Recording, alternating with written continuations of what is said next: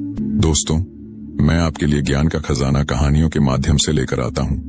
तो यदि आपको कहानी सुनने में अच्छी लगती है और आप अपने जीवन को सुधारना चाहते हैं, अपडेट करना चाहते हैं, तो हमारे चैनल को सब्सक्राइब करें, लाइक करें, और यदि आपको लगता है कि यह कहानी आपके किसी प्रियजन को भी साझा करनी चाहिए तो अपने सबसे अच्छे दोस्त को शेयर साझा अवश्य करें।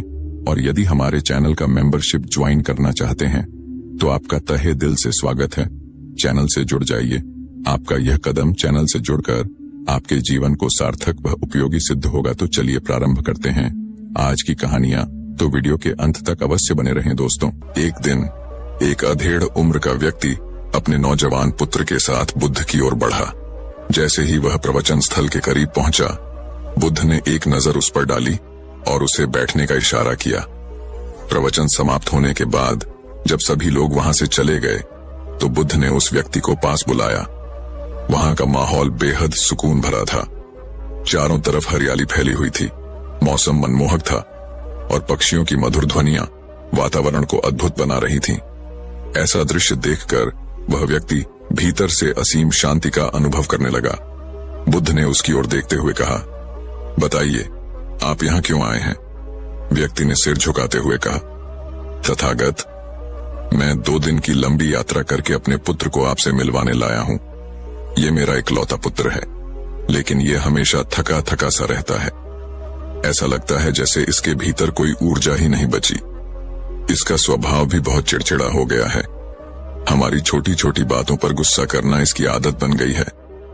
कृपया इसे मार्गदर्शन दें। उस व्यक्ति ने गहरी चिंता के साथ आगे कहा, तथागत, मेरे पुत्र की स्थिति दिन ब दिन बिगड़ती जा रही है। इसकी उम्र कम है, लेकिन इसके देखने की क्षमता पहले ही कमजोर हो चुकी है। इसके बाल भी इतनी कम उम्र में सफेद पड़ने लगे हैं। यह अपनी उम्र से कहीं अधिक बड़ा दिखने लगा है। मैं इसके स्वास्थ्य को लेकर बेहद चिंतित हूं। जब मैं इसे वैद्य जी के पास ले गया तो उन्होंने कुछ औषधियां दी और कहा कि इसे तनाव कम लेने के लिए कहें। उन्होंने बताया कि यह अपने मन में अत्यधिक तनाव भर लेता है, जिसके कारण इसकी ऐसी हालत हो गई है।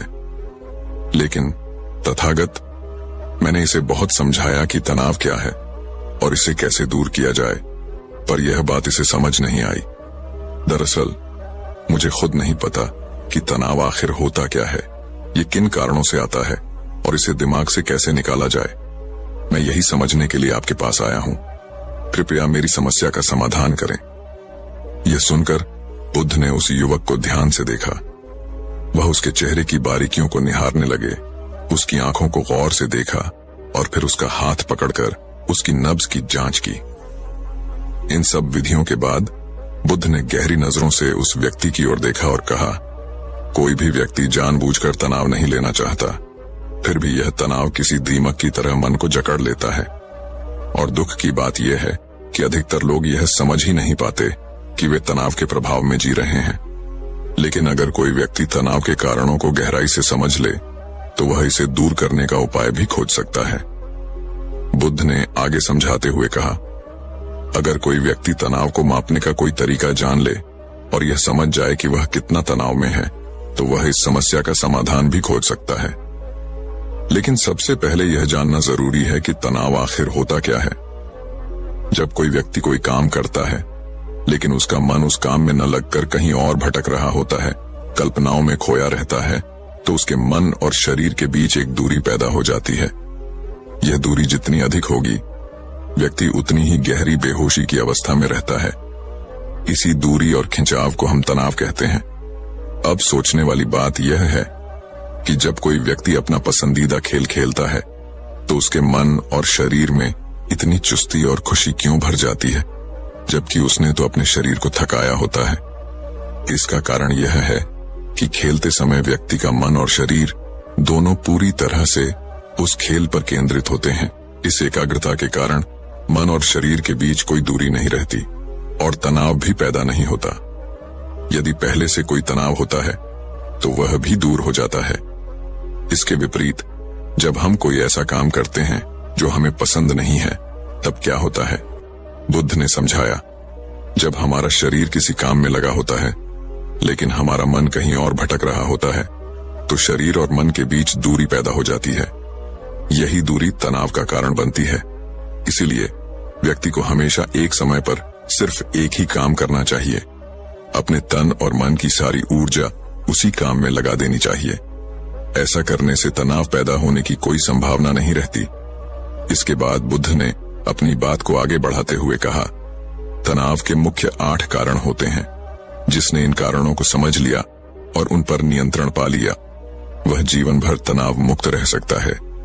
इन 8 कारणों में सबसे पहला कारण है अति महत्वाकांक्षी होना। महत्वाकांक्षी होना बुरी बात नहीं है, लेकिन क्या आपने कभी सोचा है कि इंसान के लक्ष्य कभी पूरे क्यों नहीं होते? एक लक्ष्य पूरा होते ही वह तुरंत दूसरे की ओर भागता है। दूसरा लक्ष्य पूरा होता है तो वह तीसरे की तरफ दौड़ पड़ता है। इसी तरह वह जीवन भर अपने लक्ष्यों को हासिल करने के पीछे भागता रहता है। इस प्रक्रिया में अति महत्वाकांक्षी व्यक्ति वर्तमान में जीना भूल जाता है। उसका शरीर तो वर्तमान में होता है, लेकिन उसका मन हमेशा भविष्य की योजनाओं और इच्छाओं में उलझा रहता है। इस कारण से मन और शरीर के बीच एक खिंचाव पैदा हो जाता है और यही खिंचाव उसे तनाव भरी जिंदगी जीने पर मजबूर कर देता है। बुद्ध की यह बात सुनकर वह लड़का उत्सुकता पूर्वक बोला, बुद्ध, तो इसका मतलब यह हुआ कि हमें कोई लक्ष्य ही नहीं बनाना चाहिए, क्योंकि लक्ष्य बनाना भी तो महत्वाकांक्षा ही है। बुद्ध मुस्कुराए और बोले, जीवन में लक्ष्य बनाना बिल्कुल गलत नहीं है, लेकिन समस्या तब होती है जब हम अपने पूरे ध्यान को उस लक्ष्य के परिणाम पर केंद्रित कर देते हैं और उसकी चिंता में खो जाते हैं। व्यक्ति को यह सीखना होगा कि वर्तमान में कैसे जिया जाए। लक्ष्य बनाइए और उसकी प्राप्ति के लिए पूरी मेहनत कीजिए, लेकिन यह भी याद रखिए कि आप इस समय वर्तमान में हैं और वर्तमान ही असली सत्य है। इसके बाद बुद्ध ने कहा, तनाव का दूसरा सबसे बड़ा कारण है ईर्ष्या करना। जब कोई व्यक्ति ईर्ष्या और जलन से भर जाता है तो उसका मन अंदर से सड़ने लगता है। ईर्ष्या एक ऐसा घाव है जो भीतर ही भीतर मन को चोटिल करता रहता है। शरीर का घाव समय के साथ भर सकता है, लेकिन मन का घाव कभी नहीं भरता। इसलिए किसी की खुशी या तरक्की देखकर ईर्ष्या करने से बचना चाहिए, क्योंकि यह तनाव का बड़ा कारण बनता है। बुद्ध ने आगे कहा, तनाव का तीसरा बड़ा कारण है अपूर्ण और अरुचिकर कार्य। जब हम ऐसे काम करते हैं जिनमें हमारी कोई रुचि नहीं होती, तो हमारा मन उस काम में लग ही नहीं पाता। हमारा शरीर तो उस काम में लगा होता है, लेकिन हमारा मन कल्पनाओं में भटक रहा होता है। इसी वजह से शरीर और मन के बीच खिंचाव पैदा होता है और यह तनाव का रूप ले लेता है। इसलिए इंसान को हमेशा अपनी रुचि और पसंद के अनुसार काम करना चाहिए। यदि कोई व्यक्ति यह समझ जाए कि उसे कौन सा काम सबसे ज्यादा पसंद है, तो वह अपने जीवन में तनाव से बच सकता है। बुद्ध ने कहा, यदि कोई व्यक्ति ऐसा काम चुन ले जो उसकी रुचि के अनुसार हो और उसे अपने जीवन का लक्ष्य बना ले, तो वह काम उसके लिए एक खेल जैसा आनंददायक बन जाता है। फिर काम बोझ नहीं, बल्कि जीवन का सुखद हिस्सा बन जाता है। इसके बाद बुद्ध ने कहा, तनाव का चौथा बड़ा कारण है दूसरों से तुलना और उनसे अधिक की अपेक्षा करना। उन्होंने उस व्यक्ति की ओर इशारा करते हुए कहा, तुम एक पिता हो और स्वाभाविक है कि तुमने अपने बेटे के लिए कई अपेक्षाएं रखी होंगी। तुम चाहते हो कि वह एक सफल व्यक्ति बने, तुम्हारा नाम रोशन करे, तुम्हारी हर बात माने और वह जीवन जिए जो तुमने उसके लिए सोचा है। लेकिन क्या आज तक किसी की सारी अपेक्षाएं पूरी हुई हैं? बुद्ध ने समझाया, जब भी कोई व्यक्ति दूसरों से अपेक्षा रखने लगता है तो वह अनजाने में अपने लिए तनाव उत्पन्न कर लेता है। सोचो, अगर तुम्हारा बेटा तुम्हारी अपेक्षाओं के अनुसार व्यवहार नहीं करता या वह वैसा नहीं बन पाता जैसा तुमने सोचा है, तो यह तुम्हारे दिमाग को तनावग्रस्त कर देगा और जब तुम तनाव में आ जाओगे तो इसका असर तुम्हारे व्यवहार पर पड़ेगा। तुम अपने बेटे के साथ ऐसा व्यवहार करोगे जिससे तुम्हारे आपसी रिश्ते और भी खराब हो सकते हैं।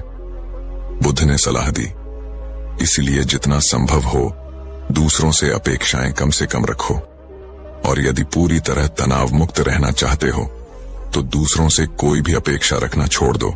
इसके बाद बुद्ध ने कहा, तनाव का पांचवा बड़ा कारण है शारीरिक कष्ट। जब कोई व्यक्ति किसी शारीरिक पीड़ा से गुजरता है तो उसका पूरा ध्यान उसी दर्द पर केंद्रित हो जाता है। उसका मन लगातार यह सोचता रहता है कि यह कष्ट कब खत्म होगा, और यह चिंता तनाव को और बढ़ा देती है। बुद्ध ने आगे कहा, जब व्यक्ति अपने शारीरिक कष्ट के बारे में दिन रात सोचता रहता है तो उसका मन दुख और नकारात्मक विचारों से भर जाता है।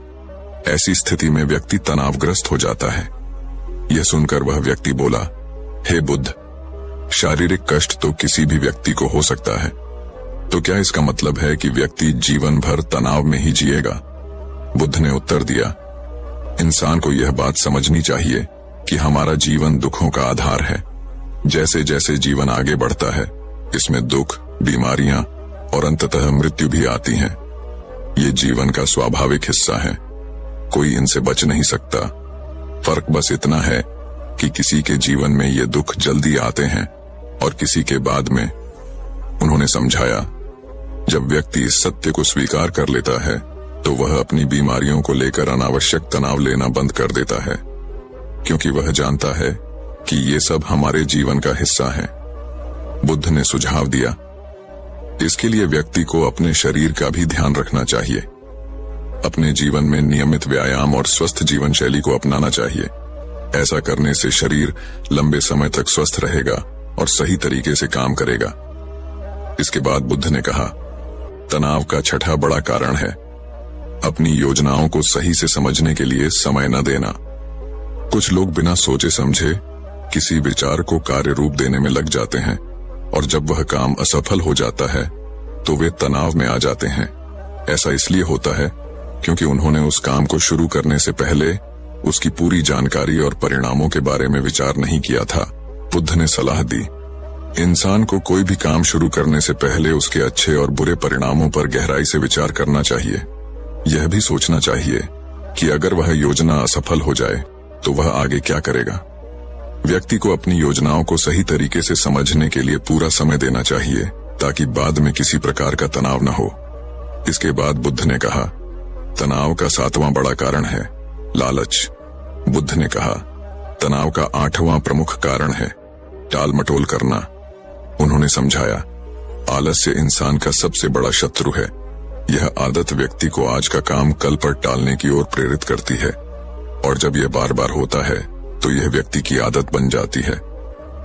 बुद्ध ने कहा, आज का काम कल पर टालने वाले व्यक्ति का काम न तो समय पर पूरा हो पाता है और न ही गुणवत्ता के साथ। यदि किसी तरह से काम पूरा भी हो जाता है तो वह उतना अच्छा नहीं होता जितना अच्छा वह हो सकता था। यही बात व्यक्ति के भीतर तनाव पैदा करती है। उन्होंने आगे कहा, काम को टालना या उसे अंतिम समय तक छोड़ देना एक आदत बन जाती है। व्यक्ति चाहकर भी बार बार इस आदत का शिकार हो जाता है, और जब काम की समय सीमा नजदीक आती है तो वह तनाव से भरकर उसे पूरा करने की कोशिश करता है। यही स्थिति उसे और अधिक तनावग्रस्त बना देती है। बुद्ध ने सलाह दी, तनाव मुक्त रहने के लिए व्यक्ति को इस आदत को छोड़ना होगा। यह तभी संभव है जब वह काम को समय से पहले पूरा करने का दृढ़ निश्चय करे। समय प्रबंधन और अनुशासन अपनाने से ही इस समस्या का समाधान किया जा सकता है। इसके बाद बुद्ध ने कहा, तनाव का नौवां और सबसे प्रमुख कारण है ज्यादा सोचना। उन्होंने समझाया, लगातार सोचते रहना भी एक बीमारी है। यह समस्या विशेष रूप से उन लोगों में होती है जो केवल कल्पनाओं में जीते हैं। वे अतीत की घटनाओं और भविष्य की चिंताओं में खोए रहते हैं। बुद्ध ने कहा, जो व्यक्ति वर्तमान में नहीं रहता वह अपने जीवन को अनावश्यक तनावों से भर लेता है। उन्होंने इसे एक गहरी बीमारी बताते हुए कहा कि अधिक सोचने से व्यक्ति का मन अशांत हो जाता है और वह वास्तविकता से कट जाता है। बुद्ध ने कहा, तनाव का 10वां प्रमुख कारण है बेवजह के अनुमान लगाना। उन्होंने समझाया, जो व्यक्ति हर समय बेवजह के अनुमान लगाता रहता है वह खुद को मानसिक तनाव में डाल लेता है। इसीलिए व्यक्ति को ज्यादा सोचने और कल्पनाओं में खोए रहने की आदत पर लगाम लगानी चाहिए। बुद्ध ने सुझाव दिया, इस समस्या से बचने के लिए खुद को जितना हो सके काम में व्यस्त रखना चाहिए। साथ ही हर दिन ध्यान का अभ्यास करना अपने जीवन का हिस्सा बना लेना चाहिए। ध्यान से मन शांत होता है और विचारों को नियंत्रण में रखना आसान हो जाता है। बुद्ध की ये बातें सुनकर वह व्यक्ति हाथ जोड़कर बोला, हे बुद्ध, मेरा पुत्र अभी मात्र 20 वर्ष का है। उसमें इतनी समझ नहीं है कि वह आपकी बताई सारी बातों का एक साथ पालन कर सके। कृपया कोई आसान सा तरीका बताएं जिससे वह तनाव मुक्त रह सके और इसका अनुसरण भी कर सके। उस व्यक्ति की बात सुनकर बुद्ध कुछ पल के लिए सोच में पड़ गए।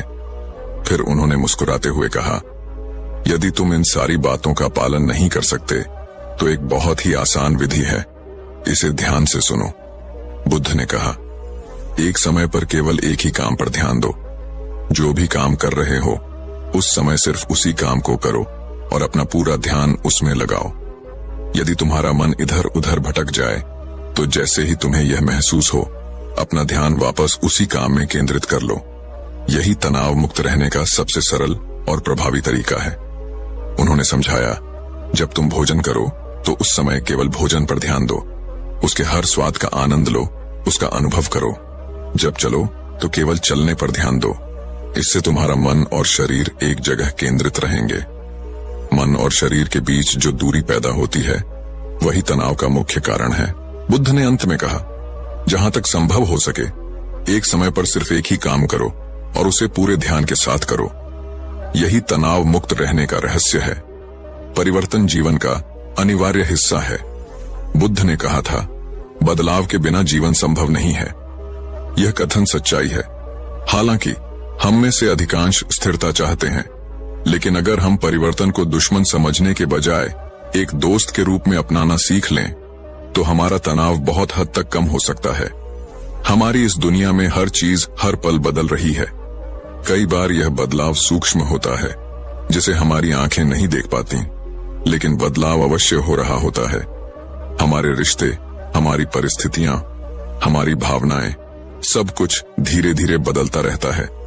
जब हम परिवर्तन से डरना छोड़ देते हैं और इसे सहज रूप से स्वीकार करना सीखते हैं तो हम अपने भीतर के तनाव को भी समाप्त कर सकते हैं।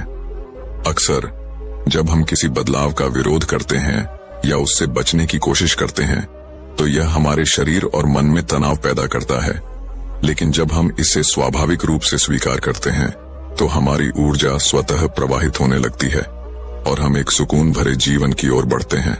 प्राचीन भारत की समृद्ध धरती पर एक महान राज्य था जिसका नाम काशी था। उस राज्य के राजा शौर्य प्रताप अपनी बुद्धिमत्ता और न्यायप्रियता के लिए प्रसिद्ध थे। सम्राट के 4 पुत्र थे जो शिक्षा के लिए देश के अलग अलग हिस्सों में भेजे गए थे।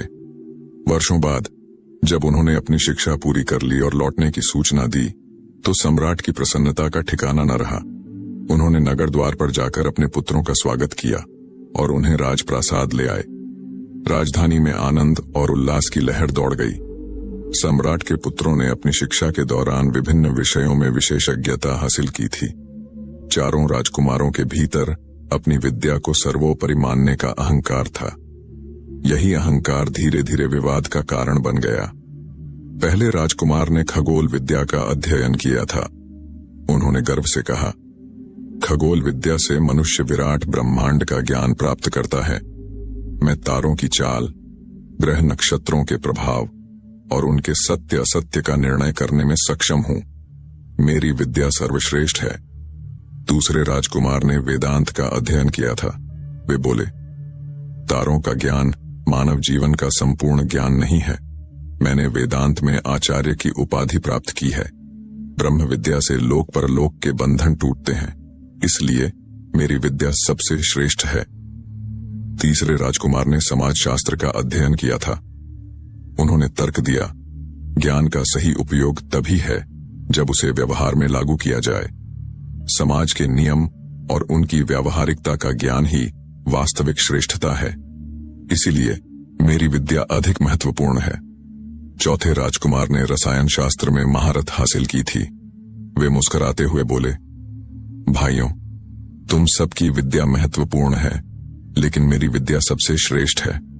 मैंने ऐसी विद्या सीखी है जिससे लोहे और तांबे को सोने में बदल सकता हूं। धन और लक्ष्मी ही इस संसार में वास्तविक श्रेष्ठता का मापदंड। चारों राजकुमारों के बीच बहस बढ़ती गई और किसी भी राजकुमार ने हार मानने से इनकार कर दिया। सम्राट शौर्य प्रताप इस विवाद से अत्यंत दुखी हुए। उन्होंने इसे सुलझाने के लिए एक योजना बनाई। उन्होंने अपने चारों पुत्रों को अलग अलग समय पर जंगल में भेजा। उनका निर्देश था कि वे वहां जाकर किंशुक नामक वृक्ष की पहचान करें और उसके बारे में जानकारी लेकर लौटें। 1. पहला राजकुमार पतझड़ के मौसम में गया। उसने देखा कि वृक्ष ठूंठ के समान है, उसमें कोई पत्ते नहीं थे। उसने लौटकर कहा, किंशुक एक ऐसा वृक्ष है जिसमें पत्ते नहीं होते। दूसरा राजकुमार वसंत के आरंभ में गया। उसने देखा कि वृक्ष में कोंपलें फूट चुकी थीं। उसने लौटकर कहा, किंशुक एक ऐसा वृक्ष है जिसमें नन्ही कोंपलें होती हैं। तीसरा राजकुमार गर्मियों में गया। उसने देखा कि वृक्ष पर लाल लाल फूल खिले हुए थे। उसने बताया, किंशुक एक ऐसा वृक्ष है जिसमें सुंदर लाल फूल होते हैं। चौथा राजकुमार मानसून में गया। उसने देखा कि वृक्ष पर फल लग चुके थे। उसने कहा, किंशुक एक ऐसा वृक्ष है जिसमें स्वादिष्ट फल लगते हैं। चारों राजकुमारों ने अपनी अपनी दृष्टि से किंशुक वृक्ष की पहचान की, लेकिन उनके विवरण एक दूसरे से भिन्न थे। यह देखकर सम्राट शौर्य प्रताप ने राजपुरोहित को बुलाया। राजपुरोहित ने चारों को समझाते हुए कहा, तात, किंशुक वृक्ष में हर मौसम में परिवर्तन होता है। तुम चारों ने उसके अलग अलग रूप देखे, लेकिन उसका वास्तविक स्वरूप उन सभी रूपों का समन्वय है। इसी प्रकार जीवन में भी सत्य और ज्ञान के कई रूप हो सकते हैं। एक व्यक्ति का दृष्टिकोण संपूर्ण सत्य नहीं हो सकता। सत्य उन सभी दृष्टिकोणों के समन्वय में निहित है। राजपुरोहित की इस बात से चारों राजकुमारों का अहंकार समाप्त हो गया। उन्हें यह समझ में आ गया कि उनकी विद्या श्रेष्ठ हो सकती है, लेकिन वह संपूर्ण नहीं है। उन्होंने श्रेष्ठता की होड़ छोड़ दी और एकजुट होकर राज्य की भलाई के लिए काम करने का निश्चय किया। वाइंग सत्य का संपूर्ण स्वरूप। सत्य एकांगी नहीं होता, वह विभिन्न दृष्टिकोणों और अनुभवों के समन्वय में होता है। 2. अहंकार का त्याग। विद्या का उद्देश्य ज्ञान का विस्तार करना है, न कि अहंकार को बढ़ावा देना। 3. सहयोग की शक्ति। परस्पर विवाद करने के बजाय मिलजुल कर काम करना समाज और स्वयं के लिए अधिक लाभकारी होता है। 4. परिवर्तनशीलता का महत्व। जीवन और प्रकृति में परिवर्तन एक अपरिहार्य सत्य है। इसे समझना और स्वीकार करना महत्वपूर्ण है। 5. व्यावहारिक ज्ञान का महत्व। केवल सैद्धांतिक ज्ञान पर्याप्त नहीं, उसे जीवन में लागू करना ही उसका असली उद्देश्य है। यह कहानी हमें सिखाती है कि अपनी अपनी विद्या पर गर्व करना अच्छा है, लेकिन दूसरों के ज्ञान और दृष्टिकोण का सम्मान करना भी उतना ही आवश्यक है। सत्य और ज्ञान के समन्वय में ही जीवन का वास्तविक अर्थ छिपा है। एक छोटे से गांव में एक आलसी और गरीब पुजारी रहता था।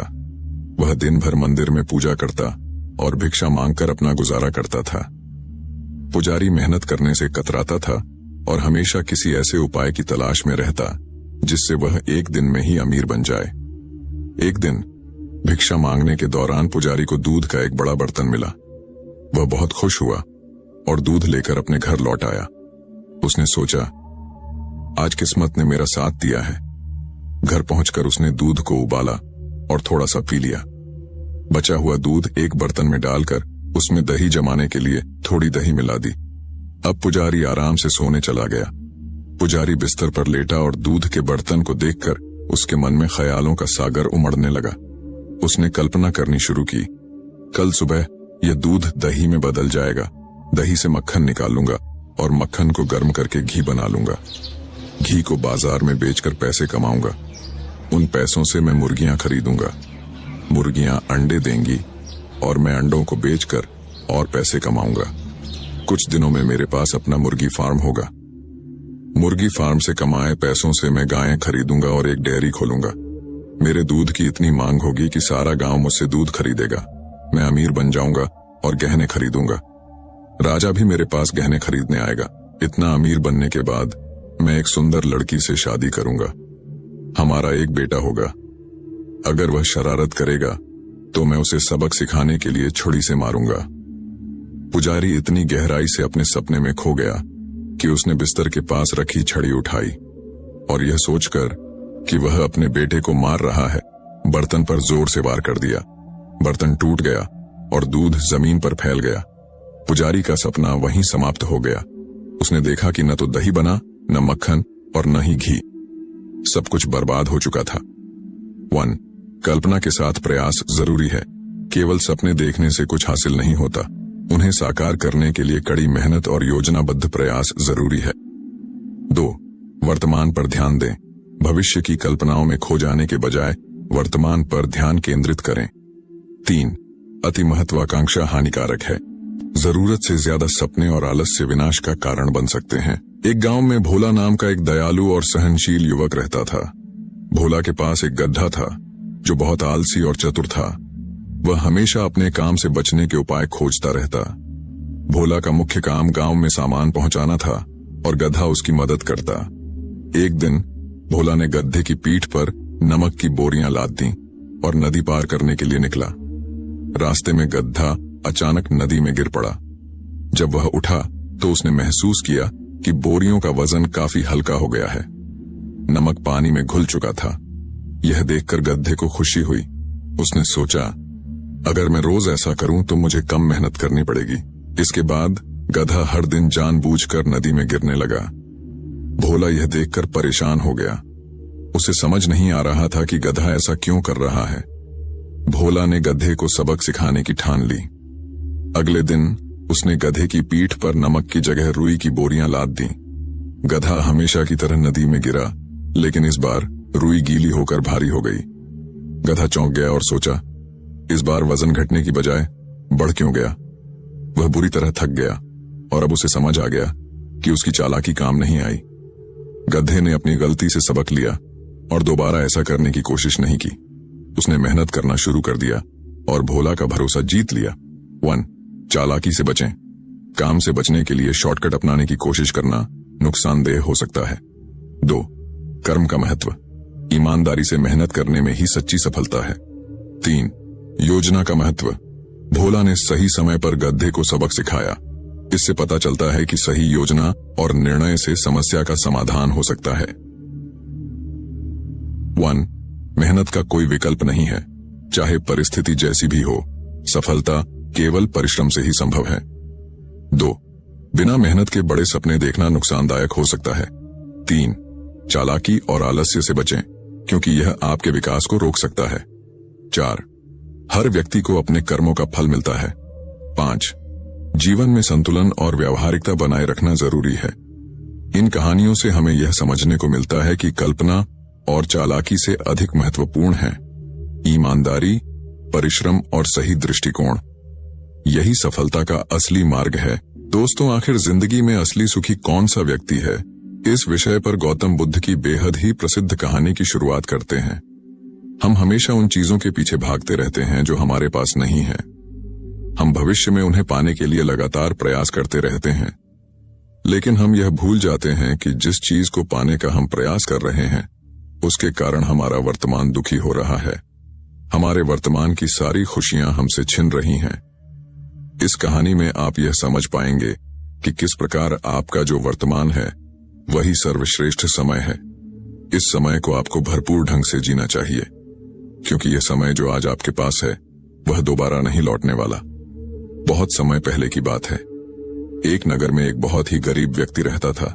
वह जब भी किसी धनी व्यक्ति को देखता तो वह मन ही मन बोलने लगता और कहता, हे भगवान, तूने मुझे इतना गरीब क्यों बनाया? इन अमीर व्यक्तियों को देखो, यह लोग कैसे ढंग से खेल रहे हैं, जीवन का आनंद ले रहे हैं, और एक मैं हूं जो हर रोज एक एक पैसे के लिए तरस जाता हूं। मेरे पास तो फूटी कौड़ी तक नहीं है और ये लोग पैसे बर्बाद कर रहे हैं। हे भगवान, मुझे भी अमीर बना दे। एक दिन वह व्यक्ति इसी तरह बोल रहा था, तभी उसके पास से एक बौद्ध भिक्षु गुजर रहे थे। उन भिक्षु ने उस गरीब व्यक्ति की सारी बातें सुन ली। फिर वह बौद्ध भिक्षु उस व्यक्ति से कहते हैं, क्या बात है भंते, तुम इतने परेशान क्यों हो? तुम इतने दुखी क्यों लग रहे हो? क्या कोई तकलीफ है तुम्हें? तभी वह व्यक्ति कहता है, हे गुरुदेव, मैं बहुत दुखी हूं, मैं बहुत गरीब हूं, मेरे पास तो खाने के लिए पैसे नहीं बचते, मैं एक एक पैसे के लिए तरस जाता हूं। इस दुनिया में मेरा कोई नहीं, मैं सुखी होना चाहता हूं, मुझे सुखी होना है, मुझे अमीर होना है। हे गुरुवर, क्या आप मुझे कोई ऐसा उपाय बता सकते हैं जिससे मैं जल्द से जल्द अमीर हो जाऊं और मेरे पास किसी चीज की कोई कमी ना रहे? उस व्यक्ति की यह बात सुनकर उन बौद्ध भिक्षु ने उस व्यक्ति की तरफ ध्यान से देखा और फिर उस व्यक्ति को कहते हैं, भंते, तू मेरे साथ चल। इतना कहकर वह भिक्षु उस गरीब व्यक्ति को एक अमीर व्यक्ति के घर ले गए। उस अमीर के घर को देखकर उस गरीब व्यक्ति की आंखें फटी की फटी रह गईं। उस गरीब व्यक्ति ने उन भिक्षु से कहा, हे गुरुवर, इतना अमीर होने के लिए तो मैं कुछ भी कर सकता हूं। यदि मेरे पास इतने पैसे हों तब तो क्या ही बात है, इस घर में तो कितना आनंद आता होगा। तभी वह भिक्षु मुस्कुराने लगे और उस गरीब व्यक्ति से कहते हैं, इसलिए तो मैं तुम्हें यहां पर लाया हूं। इतना कहते हुए भिक्षु उस व्यक्ति को उस घर के मालिक के पास ले जाते हैं और उस अमीर व्यक्ति से कहते हैं, तुम्हारे पास तो इतनी धन दौलत है, इतना आलीशान घर और सारे ऐशो आराम है, क्या तुम सुखी हो? तभी वह व्यक्ति जरा सा मायूस होकर उन बौद्ध भिक्षु से कहता है, हे गुरुवर, कैसा सुख, केवल धन दौलत होने से सुख तो नहीं आ जाता। मैं तो जन्म से ही अंधा हूं और एक अंधे के जीवन में सुख कैसे हो सकता है? सुखी तो वे लोग हैं जिनके पास आंखें हैं, जो लोग इस संसार को देख पा रहे हैं, इसकी खूबसूरती को आंख भर के निहार पा रहे हैं। हे गुरुवर, मैं तो बस इतना ही चाहता हूं कि केवल मुझे कुछ पलों के लिए ही सही, लेकिन इस संसार को देखने का अवसर प्राप्त हो। मैं कम से कम एक बार अपने माता पिता, अपने रिश्तेदारों को देख सकूं, और इसके लिए चाहे मुझसे मेरी कोई पूरी दौलत ही क्यों ना ले ले, मैं देने के लिए तैयार हूं। मैं इतना दुखी हूं जितना दुखी और कोई नहीं हो सकता। हे ईश्वर, आपने मुझे अंधा क्यों बनाया? तभी उन बौद्ध भिक्षु ने उस गरीब व्यक्ति की ओर इशारा करते हुए कहा, तुम्हारे पास एक बहुत दिग्गज अवसर है। यदि तुम चाहो तो केवल अपनी आंखें देकर तुम इस अन्य व्यक्ति की सारी धन दौलत ले सकते हो, और उसके बाद तुम भी अमीर बन जाओगे, तुम भी सुखी हो जाओगे, तुम्हें तुम्हारा सुख मिल जाएगा और इस अंधे व्यक्ति को उसका सुख प्राप्त हो जाएगा। तभी वह गरीब व्यक्ति कहता है, नहीं नहीं गुरुजी, आप यह क्या कह रहे हैं? बिना आंखों के मैं अमीर होकर क्या करूंगा ना गुरु, ना मैं अपनी आंखें नहीं दूंगा। तभी वह बौद्ध भिक्षु उस गरीब व्यक्ति से कहते हैं, एक बार फिर से सोच लो, इतना अच्छा अवसर तुम्हें दोबारा नहीं मिल पाएगा। तभी वह गरीब व्यक्ति कहता है, यदि आपके पास कोई और मार्ग है तो बताइए, अन्यथा मैं अपने घर चलता हूं। तभी वह भिक्षु उस यू से कहते हैं, ठीक है, यदि तुम अपनी आंखें नहीं देना चाहते तो कोई बात नहीं, हम कोई और रास्ता निकाल लेते हैं। तभी वह बौद्ध भिक्षु उस व्यक्ति का हाथ धरकर उसे एक और धनी व्यक्ति के घर ले जाता है। इस धनी व्यक्ति का घर पहले वाले धनी व्यक्ति से और भी ज्यादा विशाल था। यह देखकर वह गरीब व्यक्ति कहता है, अरे अरे, इतना आलीशान घर मैंने आज तक नहीं देखा था। तभी वह बौद्ध भिक्षु उस गरीब व्यक्ति को उस धनी व्यक्ति के पास ले जाते हैं और उस धनी व्यक्ति से कहते हैं, आप तो बहुत सुखी होंगे, आपके पास इतना आलीशान घर है, इतनी धन दौलत है, सारे ऐश और आराम है, आपको तो किसी चीज की कोई कमी नहीं, आप अवश्य ही बहुत सुखी होंगे। तभी वह धनी व्यक्ति मायूस होकर उन बौद्ध भिक्षु से कहता है, आप यह कैसी बातें कर रहे हैं? आप तो जानते हैं कि मेरे दोनों हाथ काम नहीं करते, मैं अपाहिज हूं। यह जो इतनी धन दौलत आप देख रहे हैं, इन्हें देखकर भी मैं अपने हाथ वापस नहीं ला सकता। तो ऐसे में यह धन दौलत मेरे किस काम की? इससे तो अच्छा होता कि ईश्वर ने भला ही मुझे गरीब बनाया होता, लेकिन कम से कम मेरे दोनों हाथ मुझे सही दे देता। न जाने भगवान ने मुझे क्यों अपाहिज बना दिया। जितना दुखी मैं हूं उतना दुखी और कोई नहीं होगा। तभी एक बार फिर उन बौद्ध भिक्षु ने उस गरीब व्यक्ति की ओर इशारा करते हुए कहा, भंते, तुम्हारे पास एक और मौका है। यदि तुम चाहो तो अपने दोनों हाथ देकर इस अमीर व्यक्ति की सारी धन दौलत ले सकते हो। क्या कहते हो? क्या तुम तैयार हो? और अब की बार तो तुम्हें आंखें भी नहीं देनी होंगी, तुम्हारी आंखें तुम्हारे साथ ही रहेंगी। तभी वह गरीब व्यक्ति उन बौद्ध भिक्षु से कहता है, अरे महाराज, आप यह क्या कह रहे हैं? एक अपाहिज होकर मैं इस धन दौलत का क्या करूंगा? क्या आपके पास कोई ऐसा अमीर व्यक्ति नहीं है जिसका पूरा शरीर भी स्वस्थ हो और उसके पास बेशुमार धन दौलत भी हो? तभी वह बौद्ध भिक्षु उस व्यक्ति का हाथ करके उसे तीसरे अमीर व्यक्ति के पास ले जाते हैं। उस अमीर व्यक्ति के पास उसका अपना महल था। यह देखकर वह गरीब व्यक्ति उन बौद्ध भिक्षु से कहता है, हे गुरुवर, यह तो अवश्य ही बहुत सुखी होगा।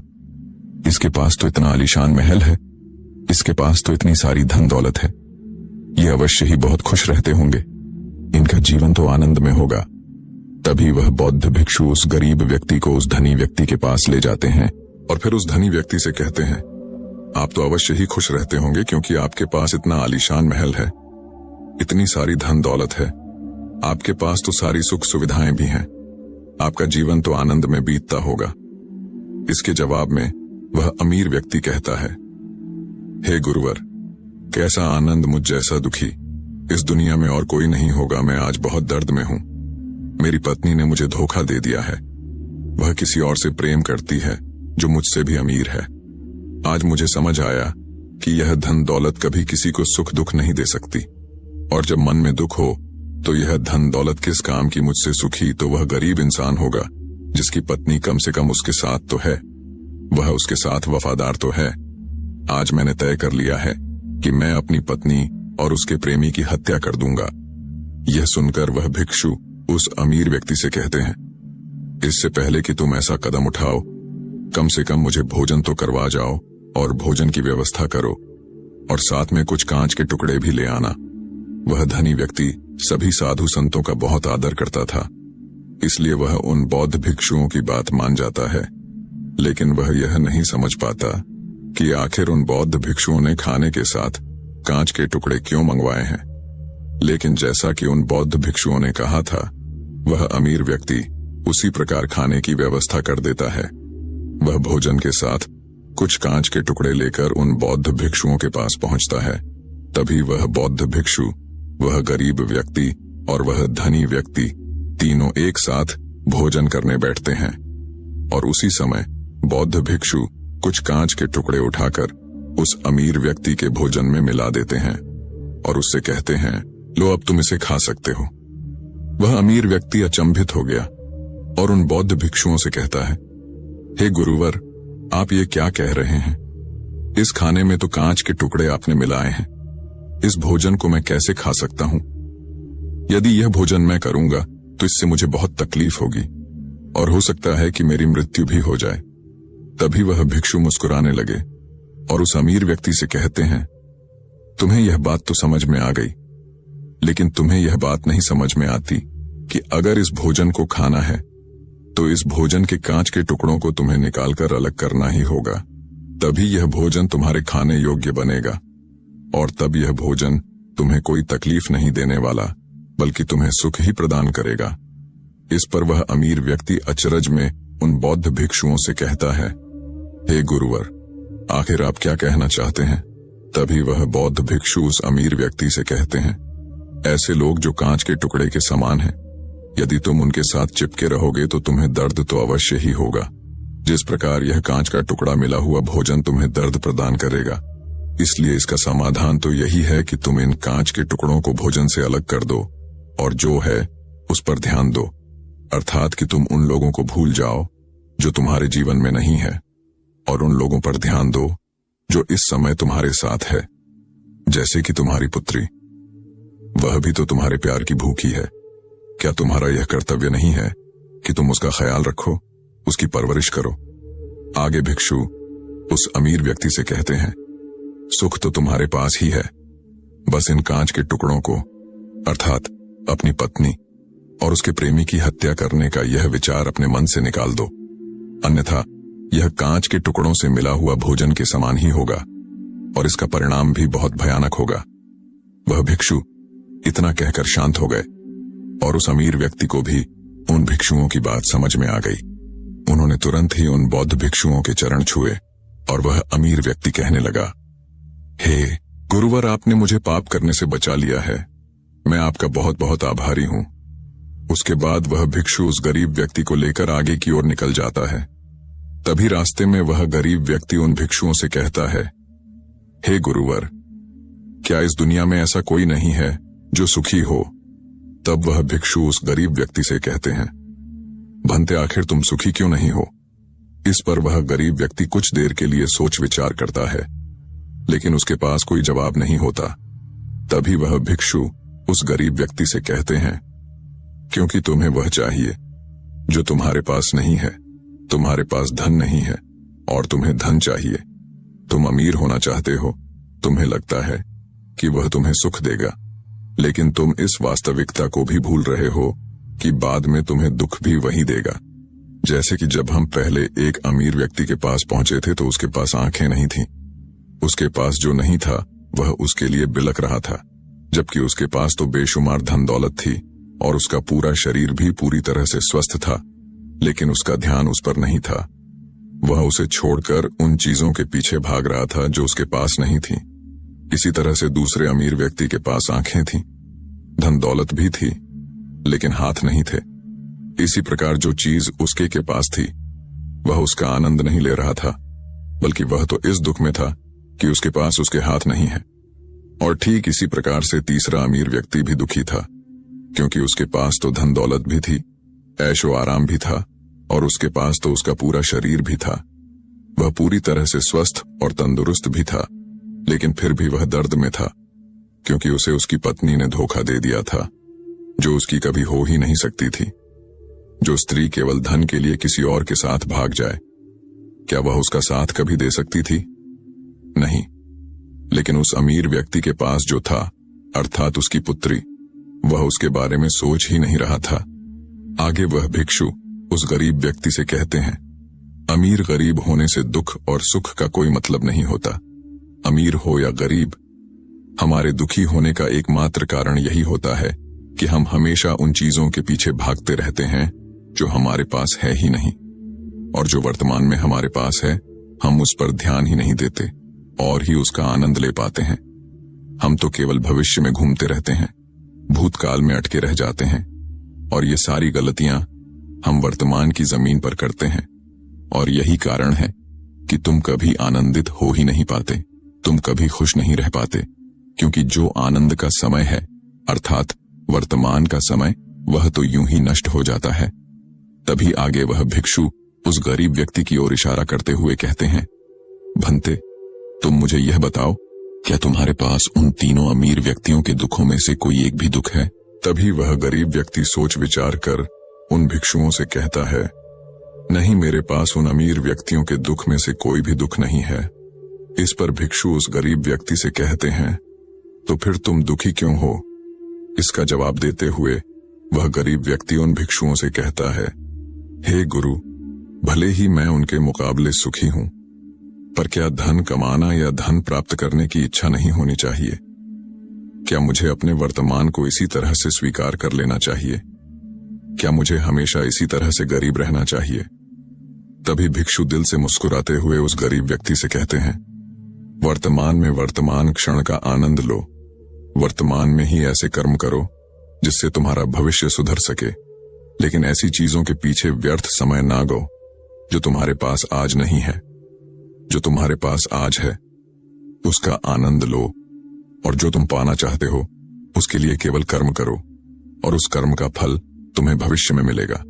यानी इसकी चिंता में भी मत रहना, क्योंकि यदि तुम इसकी चिंता में रहोगे तो कभी सुखी नहीं रह पाओगे, भले ही हालात कितने भी बुरे क्यों ना हो। केवल अपने आज पर ध्यान दो और अपने कर्म मन लगाकर करो। इतना कहकर वह भिक्षु शांत हो गए, और गरीब व्यक्ति को भी उन बौद्ध भिक्षुओं की बात अच्छी तरह से समझ में आ चुकी थी। वह यह समझ चुका था कि अब से उसे अपने वर्तमान पर ध्यान देना है, उसे अपने वर्तमान को सुधारना है। उसके बाद उस गरीब व्यक्ति ने उन बौद्ध भिक्षुओं को प्रणाम किया और वापस अपने घर लौट गया। अब से वह गरीब व्यक्ति यह सोचकर हमेशा खुश रहने लगा कि कम से कम वह उन 3 अमीर व्यक्तियों से अधिक खुश है, पास अधिक खुशियों की वजह है। हाँ, यह बात और है कि उसके पास धन नहीं है, लेकिन उसके पास ऐसी चीजें हैं जो धन से कहीं ज्यादा कीमती है, और वह है उसका पूरा शरीर जो पूरी तरह से स्वस्थ है। दोस्तों, मैं उम्मीद करता हूं कि यह कहानी सुनने से आपके जीवन में अच्छे बदलाव आए होंगे। आपको इस वीडियो से क्या सीखने मिला, ये कमेंट करके जरूर बताइए, और अपने परिवार, दोस्तों या आपके करीबी इंसान के साथ ये कहानी शेयर करके उन्हें भी इस ज्ञान से परिचित करवाइए। बाकी अगर आपको ये वीडियो दिल से अच्छी लगी हो तभी इस वीडियो को लाइक कर देना।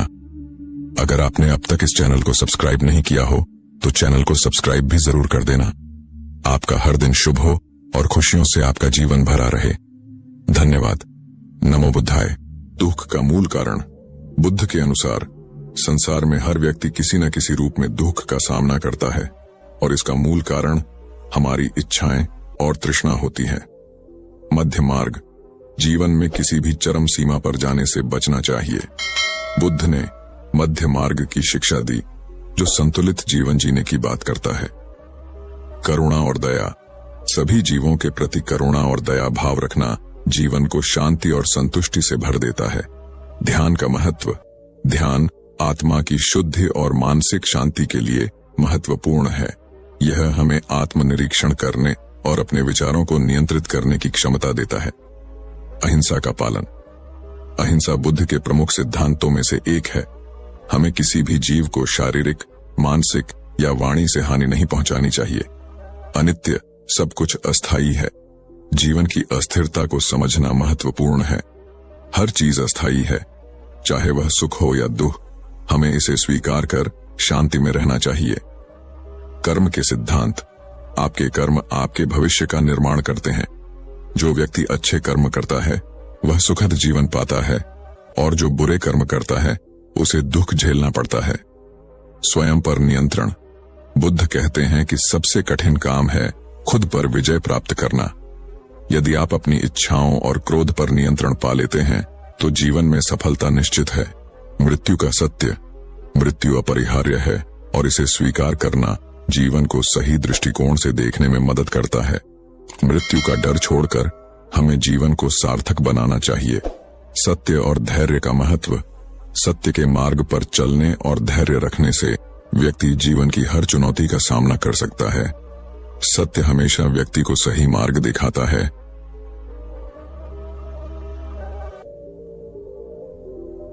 एक बार की बात है, एक शिष्य अपने गुरु से बोलता है, गुरुजी, अब मुझे इस आश्रम में नहीं रहना है। गुरु ने पूछा, क्यों, क्या बात है, तुम इतने परेशान क्यों लग रहे हो? उसने बोला, गुरुदेव, आश्रम में रहने वाले दूसरे शिष्य यह कहकर मेरा मजाक उठाते हैं कि मेरे घर में तो खाने को खाना भी नहीं है। मैं बहुत गरीब हूं और मेरे पिता शराब पीकर मेरी माँ और हम भाई बहनों को मारते पीटते हैं। तुम्हारे घर में कितने बुरे माँ बाप रहते हैं, तुम कैसे उनके साथ रहते हो? इतना बोलकर वह जोर जोर से रोने लगा। गुरुदेव ने उसकी बात पूरे ध्यान से सुनी और फिर थोड़ी देर सोचने के बाद उसी से पूछा, तुम्हारे सहपाठियों को यह बात कैसे पता चली कि तुम बहुत ही गरीब हो और तुम्हारे पिता मदिरापान करते हैं? उसने कहा, असल में गुरुजी, अपने मित्रों से सहानुभूति मिलने की उम्मीद में मैंने खुद ही यह बातें उन्हें बताई थी। गुरु ने कहा, फिर अगर तुम्हारे मित्र तुम्हारा मजाक उड़ाते हैं तो इसमें तुम्हारी ही गलती है, क्योंकि तुम्हें यह बातें हैं अपने तक ही सीमित रखनी चाहिए। सुनो, हमारे जीवन में कुछ चीजें ऐसी होती हैं जिन्हें हमें केवल खुद तक ही सीमित रखना चाहिए, लेकिन तुमने उन्हें दूसरों को बताने की गलती कर दी है। यह सुनकर उसने कहा, गुरुजी, तो फिर अब मैं क्या करूं? अब जो हो गया उसे बदला नहीं जा सकता, लेकिन आज मैं तुम्हें 7 ऐसी चीजों के बारे में बताऊंगा जिनके बारे में मैं तुम्हें किसी को नहीं बताना, फिर चाहे वह तुम्हारे मित्र हो या फिर सगे। उसने काफी उत्सुकता से कहा, बताइए गुरुजी, वह कौन सी बात है? गुरु ने बोला, इन बातों को तुम जरा ध्यान से सुनो और इनको उम्र भर याद रखना, क्योंकि यह बातें सबके जिंदगी भर काम आएंगी। शिष्य ने पूछा, वो कितनी बातें हैं गुरुजी? उन्होंने जवाब दिया, 7 वह 7 बातें हैं जिनके बारे में किसी से बात नहीं करनी है। गुरु ने कहा, पहली बात जो तुम्हें किसी से नहीं बतानी है वह है तुम्हारे जीवन के लक्ष्य और तुम्हारे सपने हैं। हम अक्सर लोगों की नजरों में अच्छा बनने और यह दिखाने के लिए कि हम कितनी दूर की सोच रखते हैं, हमारे लक्ष्य कितने उच्च हैं, हम यही दिखाने के लिए अक्सर हम दूसरों को अपने सपने लक्ष्य को बता देते हैं। उसने पूछा, लेकिन गुरुजी, इसमें गलत क्या है? हम अपने सपने ही तो दूसरे से बताते हैं। गुरु ने बोला, किसी को अपने सपने बताना गलत नहीं है, लेकिन जब हमें ऐसा करते हैं तो हमारे अंदर एक संतुष्टि का भाव आ जाता है, जिससे अब हमारे अंदर अपने लक्ष्य के प्रति वह जुनून और समर्पण नहीं रह जाता जो लोगों से अपने लक्ष्य और सपने बताने के पूर्ण था, जिससे इस बात की संभावना बात जाती है कि हम अपने लक्ष्य को हासिल करने से चूक जाए। साथ ही अब क्योंकि हमने अपने लक्ष्य और सपने लोगों को बता दिए तो उनकी उम्मीदें हमसे बढ़ जाती है। वह हम पर ज्यादा ध्यान देने लगते हैं, जो अंततः हमारे तनाव को बढ़ाता है और यह तनाव हमारे जीवन में असंतुलन पैदा करता है। इसीलिए लक्ष्य गोपनीय रखना है। जो मजा सपने को गोपनीयता से करने में है, वह बता के करने में नहीं है। जब तुम कामयाब हो जाओ तब तुम उनको बता दो। गुरु ने कहा, दूसरी चीज है जिसके बारे में तुम्हें किसी से बात नहीं करनी, वह है तुम्हारे जीवन की समस्या, अपने जीवन की परेशानी। दूसरे लोगों को अपने जीवन की परेशानियां बताना मतलब असल में अपने लिए एक और परेशानी खड़ी करने जैसा ही है। हालांकि जब हम किसी से अपनी परेशानी साझा करते हैं तो उस समय हमें थोड़ा हल्का महसूस होता है और अंदर से जरा दुख भी कम होता है, लेकिन ज्यादातर लोग हमारी परेशानियां कम नहीं करते बल्कि और नई परेशानियां खड़ी कर देते हैं। हम जितने लोगों के साथ अपनी परेशानियां साझा करते हैं उसमें से 20 पर लोगों को उससे कोई फर्क नहीं पड़ देता। सरमसीपन पर लोगों को यह जानकर खुशी होती कि हमारे जीवन में भी परेशानियां हैं, चलो यह भी परेशान है, और केवल 10 पर लोग ही ऐसे होते हैं जो सच में हमारी परेशानियों की परवाह करते हैं। इसलिए किसी को भी अपने जीवन की समस्याएं बताने से पहले विचार जरूर करो कि यह समझने लायक है भी या नहीं। जीवन में एक बात हमेशा याद रखो, यहाँ पर हर कोई तुमको समझ नहीं सकता और हर किसी को तुम समझा नहीं सकते। गुरु ने कहा, तीसरी बार जो तुम्हें किसी से साझा नहीं करनी है वह है तुम्हारी पारिवारिक समस्या। हर परिवार में अपने कुछ न कुछ समस्या होती ही है और हर परिवार में इंसान का अपना एक काम करने का तरीका भी होता है। चाहे आपके पारिवारिक संबंध कैसे भी हों, प्यार वाले या नफरत वाले, आपको इन संबंधों से लड़ाई कभी कभी होती है, कभी कभी तनाव भी होता है और इन आपसी तनाव के बारे में किसी बाहरी इंसान से कभी बात नहीं करना चाहिए, क्योंकि इससे कुछ दूर जाने वाला नहीं है, बल्कि बाहरी इंसान आपकी इस पारिवारिक फूट का पूरा फायदा उठाने की भी कोशिश कर सकता है। इसलिए आपको अपने परिवार वालों के साथ बैठकर ही खुद अपनी समस्याओं का समाधान खोजने की कोशिश करनी चाहिए। गुरु ने कहा, चौथा, लोगों से इस चीज के बारे में कभी बात मत करो कि तुम किन किन चीजों के मालिक हो और तुम्हारे पास क्या क्या है। तुम्हें एक बात हमेशा याद रखना होगा कि जब तुम लोगों के सामने ही अपनी चीजों के बारे में बताना शुरू कर देते हो, वह लोग बहुत ही आसानी से इसका गलत मतलब निकाल लेते हैं। हो सकता है कि तुम अपनी बातों से किसी को नीचा नहीं दिखा खाना चाहते, तुम सिर्फ उन्हें बता रहे हो कि तुम्हारे पास क्या क्या है, लेकिन फिर भी लोग तुम्हारी बातों को गलत तरीके से ले सकते हैं। तुम अपनी चीजों को बताओगे, लेकिन क्या पता अगला उसको दिखावा समझे और चीज को गलत सोचे। अक्सर जब हम अपने बारे में बड़ी बड़ी बातें करना शुरू कर देते हैं तो इससे सामने वाले हर इंसान को अच्छा नहीं लगता। उन्हें ऐसा लगता है कि उन्हें छोटा महसूस करवाया जा रहा है और कोई भी इंसान खुद को किसी के सामने कमजोर और छोटा होता हुआ नहीं देख सकता। इसीलिए हो सकता है कि वह तुम्हारे सामने कुछ न बोले, लेकिन अंदर ही अंदर वह तुमसे नफरत करना शुरू कर दे या तुमसे दूर होना शुरू कर देंगे, उन्हें नीचा दिखाने की कोशिश करेंगे। और अगर तुम्हारे ऊपर कोई बुरी मुसीबत आ गई तो मदद की वजह नहीं मिलेगी। तुम्हारे पास तो सब कुछ था, अब तुम खुद संभालो। इसलिए लोगों के सामने अपनी चीजों का दिखावा इसलिए भी नहीं करना चाहिए क्योंकि हो सकता है कि तुम्हारे पास बहुत कुछ हो जाए, लेकिन ऐसे बहुत से लोग हैं जो उन चीजों के लिए तरसते हैं जो तुम्हारे पास है। दुनिया में ऐसे बहुत से लोग हैं जिनके पास पीने के लिए साफ पानी नहीं है, खाने के लिए खाना नहीं है। इसलिए कभी भी अपने से बहुत गरीब लोगों के सामने दिखावा करने की कोशिश न करें, तो उनकी मदद करने की कोशिश करें। गुरु ने कहा, पांचवा, कभी भी अपने दान की गई मदद और परोपकार के कामों को लोगों के सामने न बताएं। इस दुनिया को हमारे दान और परोपकार की बहुत जरूरत है, लेकिन अगर आप यह सब सिर्फ इसलिए कर रहे हैं ताकि दूसरे आपको पसंद करेंगे, आपकी तारीफ करेंगे, तो कृपया इसे बंद कर दीजिए।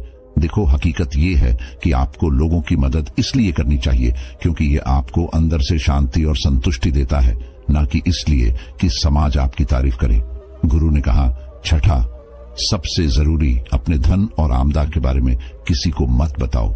ये एक ऐसी बात है जिसे हमें हमेशा अपने और अपने परिवार तक ही सीमित रखनी चाहिए।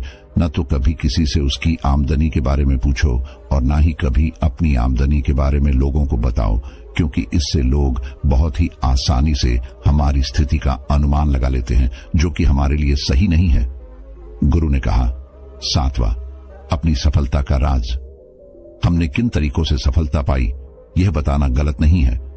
अगर कोई इंसान उससे सीखकर अपनी मंजिल पाने का रास्ता बना, लेकिन ज्यादातर लोग हमारे बताए रास्ते पर चलना शुरू कर देते हैं और अगर वह उस रास्ते पर चलकर असफल हो जाते हैं तो फिर वह हमें दोष देना शुरू कर देते हैं कि हमने उन्हें सही रास्ता नहीं बताया, क्योंकि सबके लिए सफलता का एक ही तरीका काम नहीं करता। इसलिए कभी भी किसी से अपनी सफलता का रास्ता ना बताएं जब तक कि वह इंसान इसके बारे में जानने के लिए बहुत ही गंभीर और दृढ़ संकल्पित ना हो। सफलता किसी कामयाब इंसान के रहस्य को जानने से नहीं मिलती, बल्कि सफलता मिलती है एक संकल्प, विश्वास और मेहनत से। अब वह लड़का अंदर से बदल चुका था। उसने मन ही मन निश्चय किया कि आज के बाद वह अपने रहस्य किसी को नहीं बताएगा। उसने गुरु को धन्यवाद किया और वहां से चला गया। बाकी अगर यह कहानी आपको अच्छी लगी हो तो इस वीडियो को लाइक करें और ऐसी और कहानी सुनने के लिए इस चैनल को सब्सक्राइब करें। तब तक मिलते हैं हम आपसे ऐसी ही एक और प्रेरणादायक कहानी के साथ अगले दिन। धन्यवाद। प्राचीन समय की बात है। किसी नगर में चंद्र नाम का युवक रहता था। पैसे से चंद्र एक किसान था और कुछ एकड़ जमीन ही उसकी कुल संपत्ति थी। उसके जमीन पर जो फसल उगते थी उससे उसके परिवार का गुर्जर बसर होता था। जिस साल फसल अच्छी हो जाती थी वह साल चंद्र के लिए खुशी का साल होता था, लेकिन जिस साल फसल अच्छी नहीं होती थी उस साल उसके परिवार को बड़ी ही दिक्कतों का सामना करना पड़ता था। समय अपनी रफ्तार से आगे बढ़ रहा था और चंद्र अपनी जमीन पर पैदावार बढ़ाने के लिए हर संभव प्रयास करता रहता था। लेकिन चंद्र का एक पड़ोसी था। उसके पास कुछ गाय थी और गायों की कुछ बछड़े थे। उसका पड़ोसी पैसे से एक ग्वाला था। अपनी गायों का दूध घर घर बेचकर अपना गुर्जर बसर किया करता था। लेकिन उसकी एक समस्या थी। वह गायों से दूध तो निकालना चाहता था, लेकिन जब बात उनको खिलाने पिलाने की या चारा डालने की आई तो वह अपनी गायों को खुला छोड़ देता था, क्योंकि उसे पता था कि गाय दूसरों के खेतों में जाकर अपना पेट भर के वापस इसके पास ही जाएंगे। उसका काम सिर्फ गायों से दूध निकालना का था। उनकी देखभाल का जिम्मा वह लेना ही नहीं चाहता था। इसकी वजह से बहुत से लोग उसे ताने भी दे देते थे, क्योंकि गाय जब उनके खेतों में घुसती थी तो फसलों को बड़ा नुकसान होता था।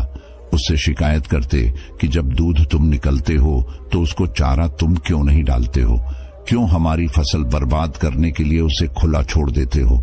इस पर वह कहता कि मैं गायों को पूरे दिन बांध के नहीं रख सकता, उनको खुला भी छोड़ना चाहिए। गाय हमारी माँ होती है और अगर तुम्हारी फसल खराब होती है तो तुम अपनी फसलों की निगरानी रखो।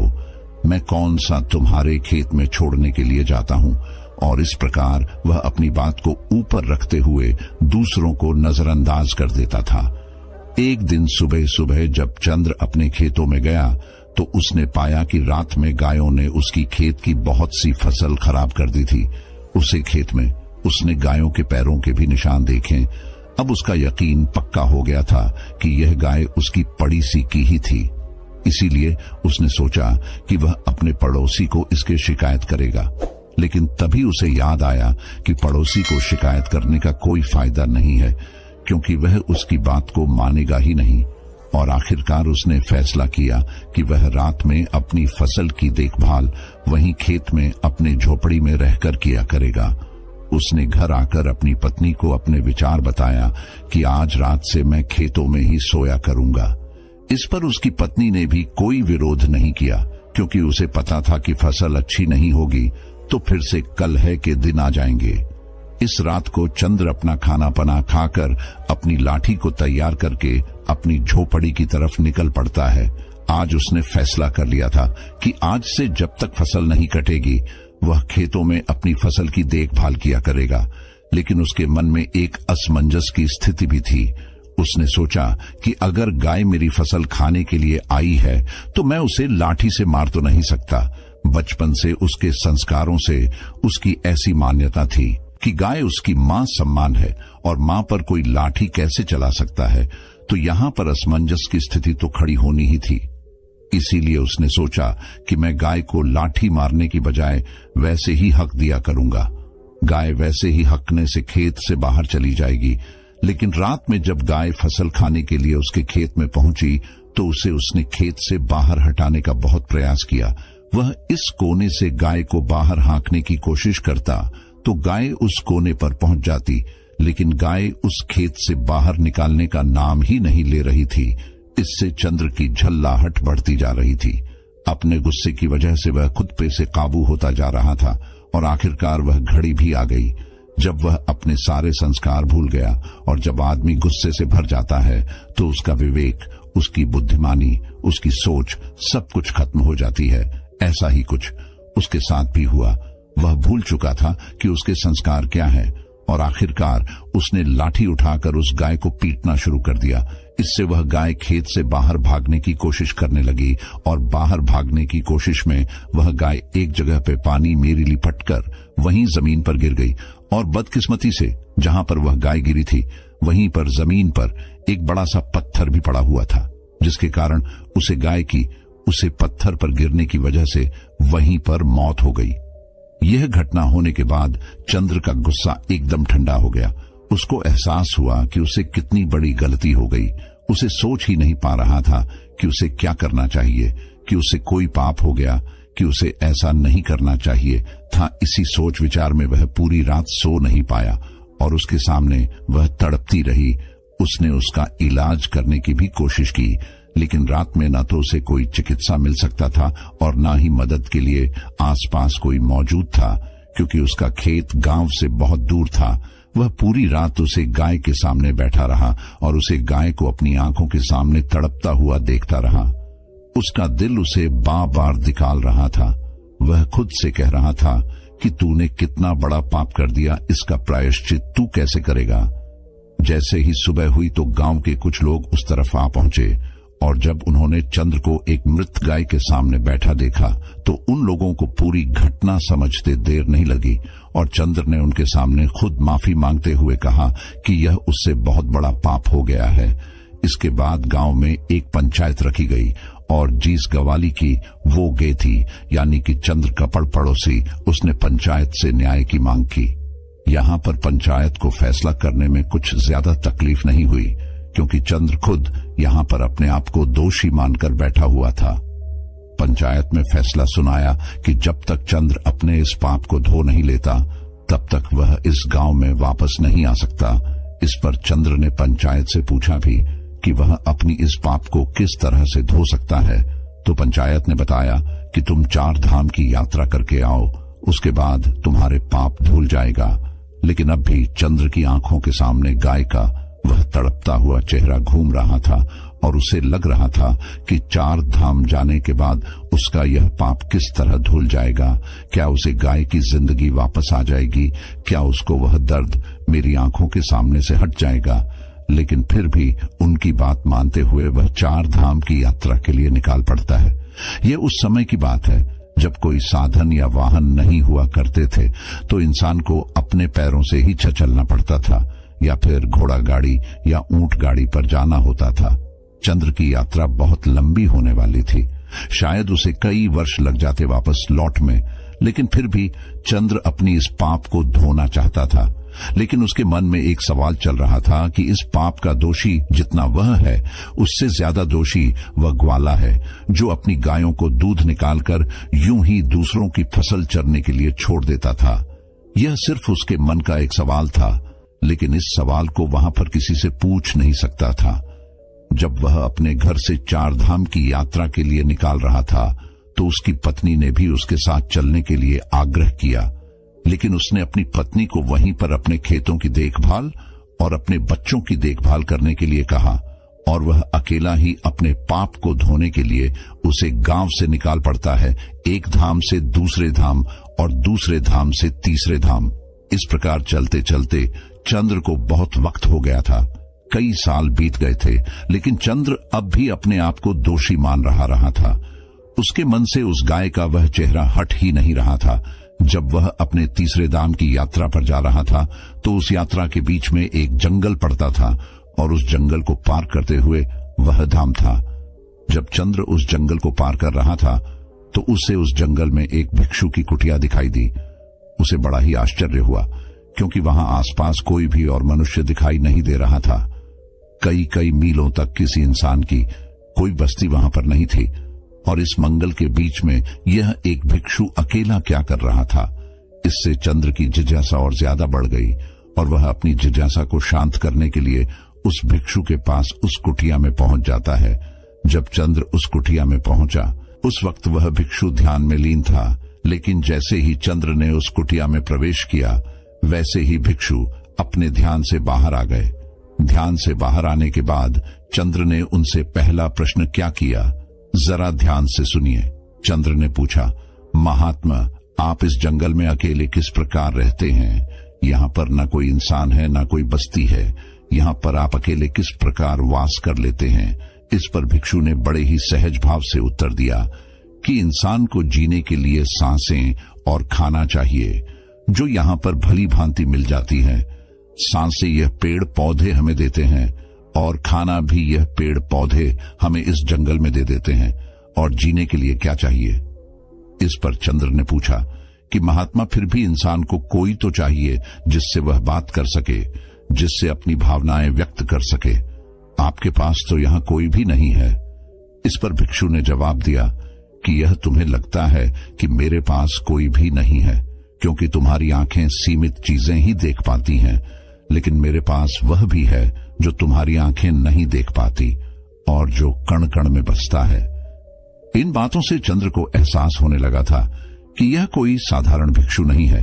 इनकी समझ बहुत गहरी रही है और इनसे मुझे अपने सवालों के जवाब मिल सकते हैं। इसीलिए चंद्र ने उनको अपनी पूरी परिस्थिति बयां कर दी, और सारी बात बताने के बाद चंद्र ने भिक्षु से पूछा कि महात्मा, 2 धाम की यात्रा तो मैं कर चुका हूं, और यह यात्रा करने के बाद भी मेरे मन का बोझ हल्का नहीं हुआ है। मुझे पता है कि मैं 4 धाम की यात्रा भी कर लूंगा तो भी मेरे मन की परिस्थितियां ही रहेगी। कृपया करके आप मेरा मार्गदर्शन करिए। मैं अपने इस पाप को किस तरह धो सकता हूं? इस पाप से किस तरह मुक्ति पा सकता हूं? यह सुनकर वह भिक्षु जोर जोर से हंसने लगता है। इस बात पर इतना जोर जोर से ठाके लगाकर हंसते हुए देखकर चंद्रन भिक्षु से पूछता है कि महात्मा, इसमें हंसने की क्या बात है?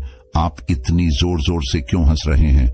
इस पर वह भिक्षु कहता है कि भंते, तुम उस पाप को धोने की बात कर रहे हो जो तुमने किया ही नहीं है।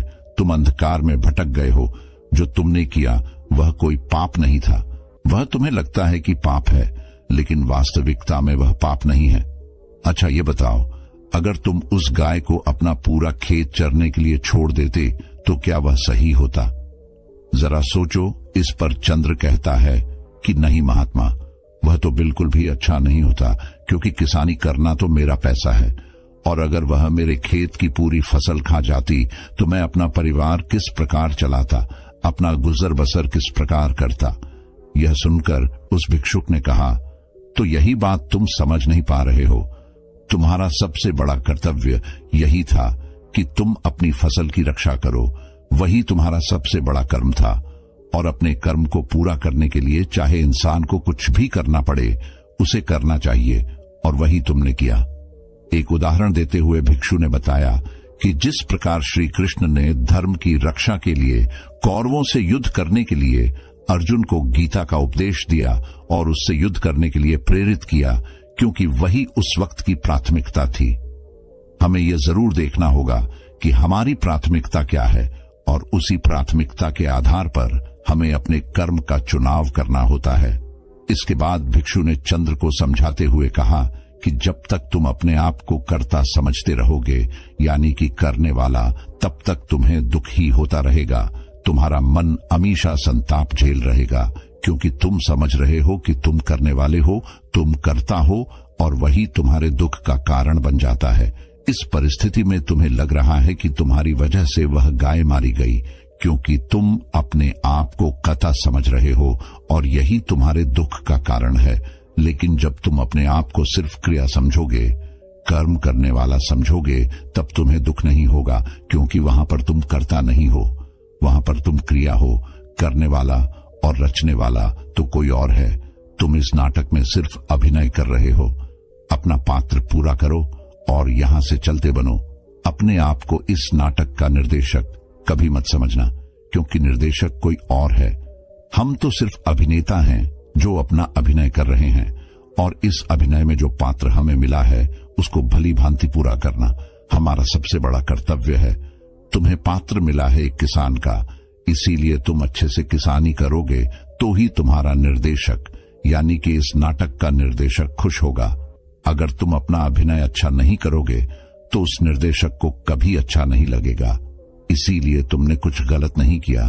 तुम अपनी किसानी का पात्र बहुत अच्छे से निभा रहे थे, लेकिन वह कहते हैं ना कि संशय आत्मा विनाश अति, यानी कि जिस मन में शक पैदा हो जाता है, जिस आत्मा में संशय पैदा हो जाता है, वह अपने विनाश पर पहुंच जाती है, वह खुद का विनाश कर लेती है।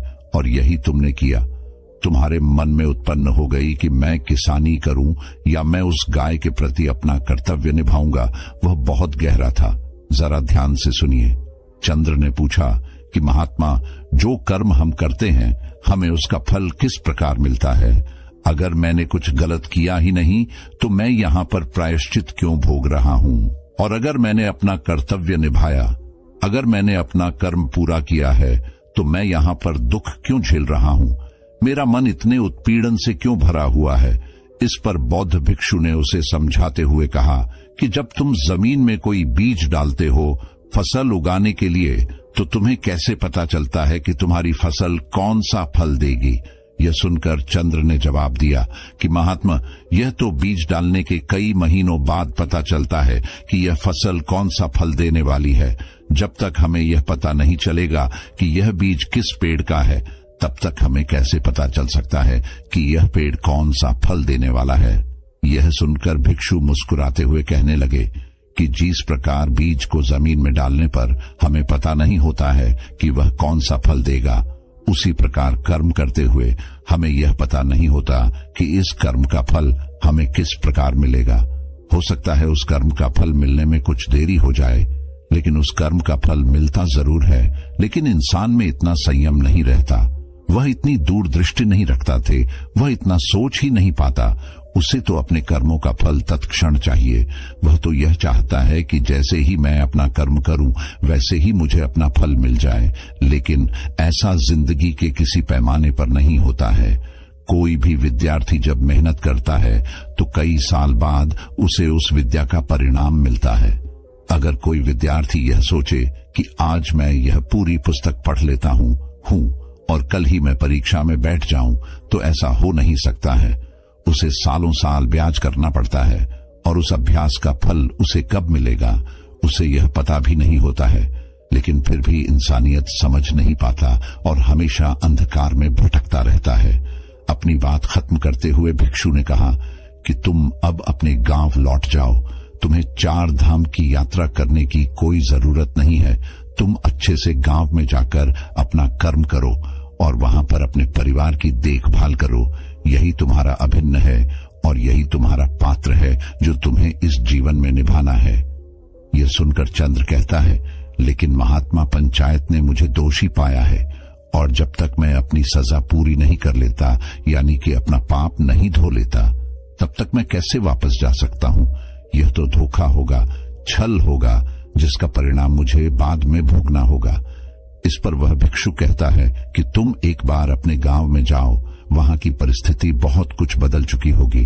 वो गांव अब वैसा नहीं रहा होगा जैसा कि तुम छोड़कर आए थे, क्योंकि तुम अपने कर्म अच्छे से कर रहे थे और उन कर्मों के परिणाम अब वहां पर तुम्हारे परिवार को मिलने शुरू भी हो चुके होंगे। जाओ, इस चीज को अपनी आंखों से देखो और कर्मों के इस विधान को भली भांति समझो।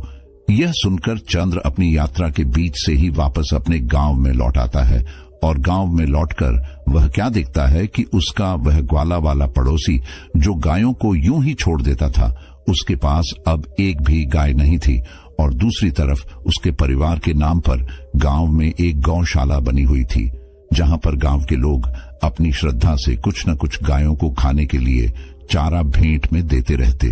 यह दृश्य देखकर चंद्र आश्चर्यचकित रह गया। उसे समझ नहीं आया कि यह किस प्रकार हुआ।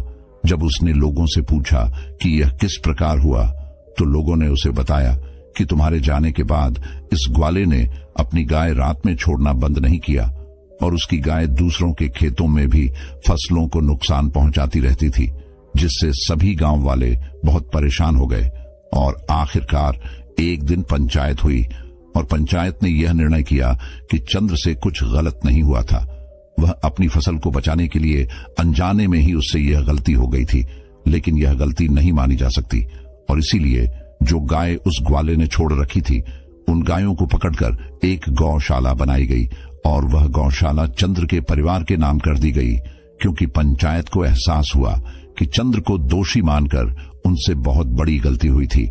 इसीलिए अपनी गलती को सुधारने के लिए उन्होंने वह गौशाला चंद्र के परिवार के नाम कर दी। यह दृश्य देखकर चंद्र की आंखें खुल गई।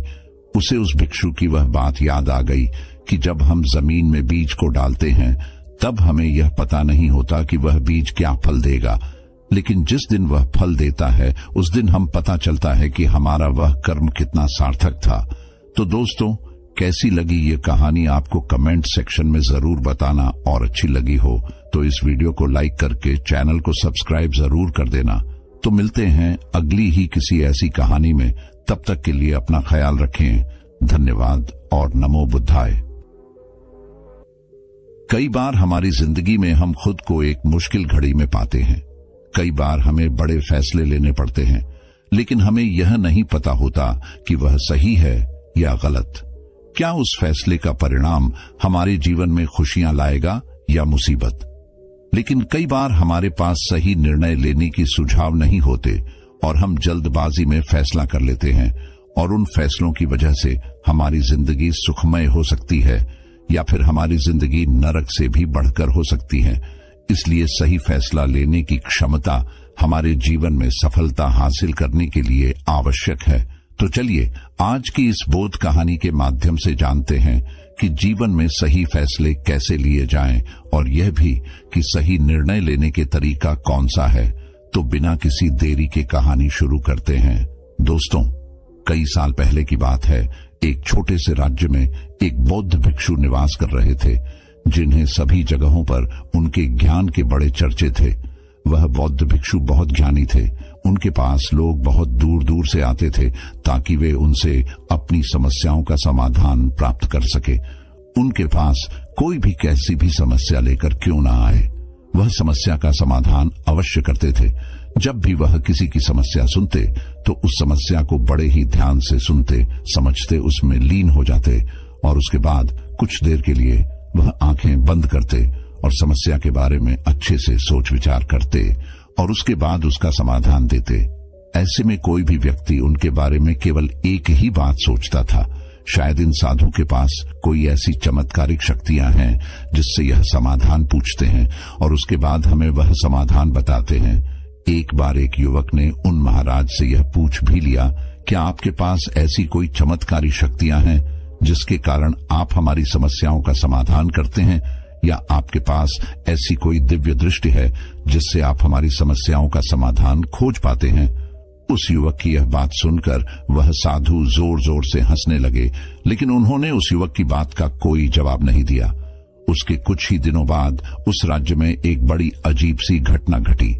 उस राज्य में एक बुढ़िया औरत रहा करती थी जो अपने पूरे घर में अकेले ही रहती थी। उसका कोई न था। उस राज्य से होकर 4 मित्र अपने घर की ओर जा रहे थे।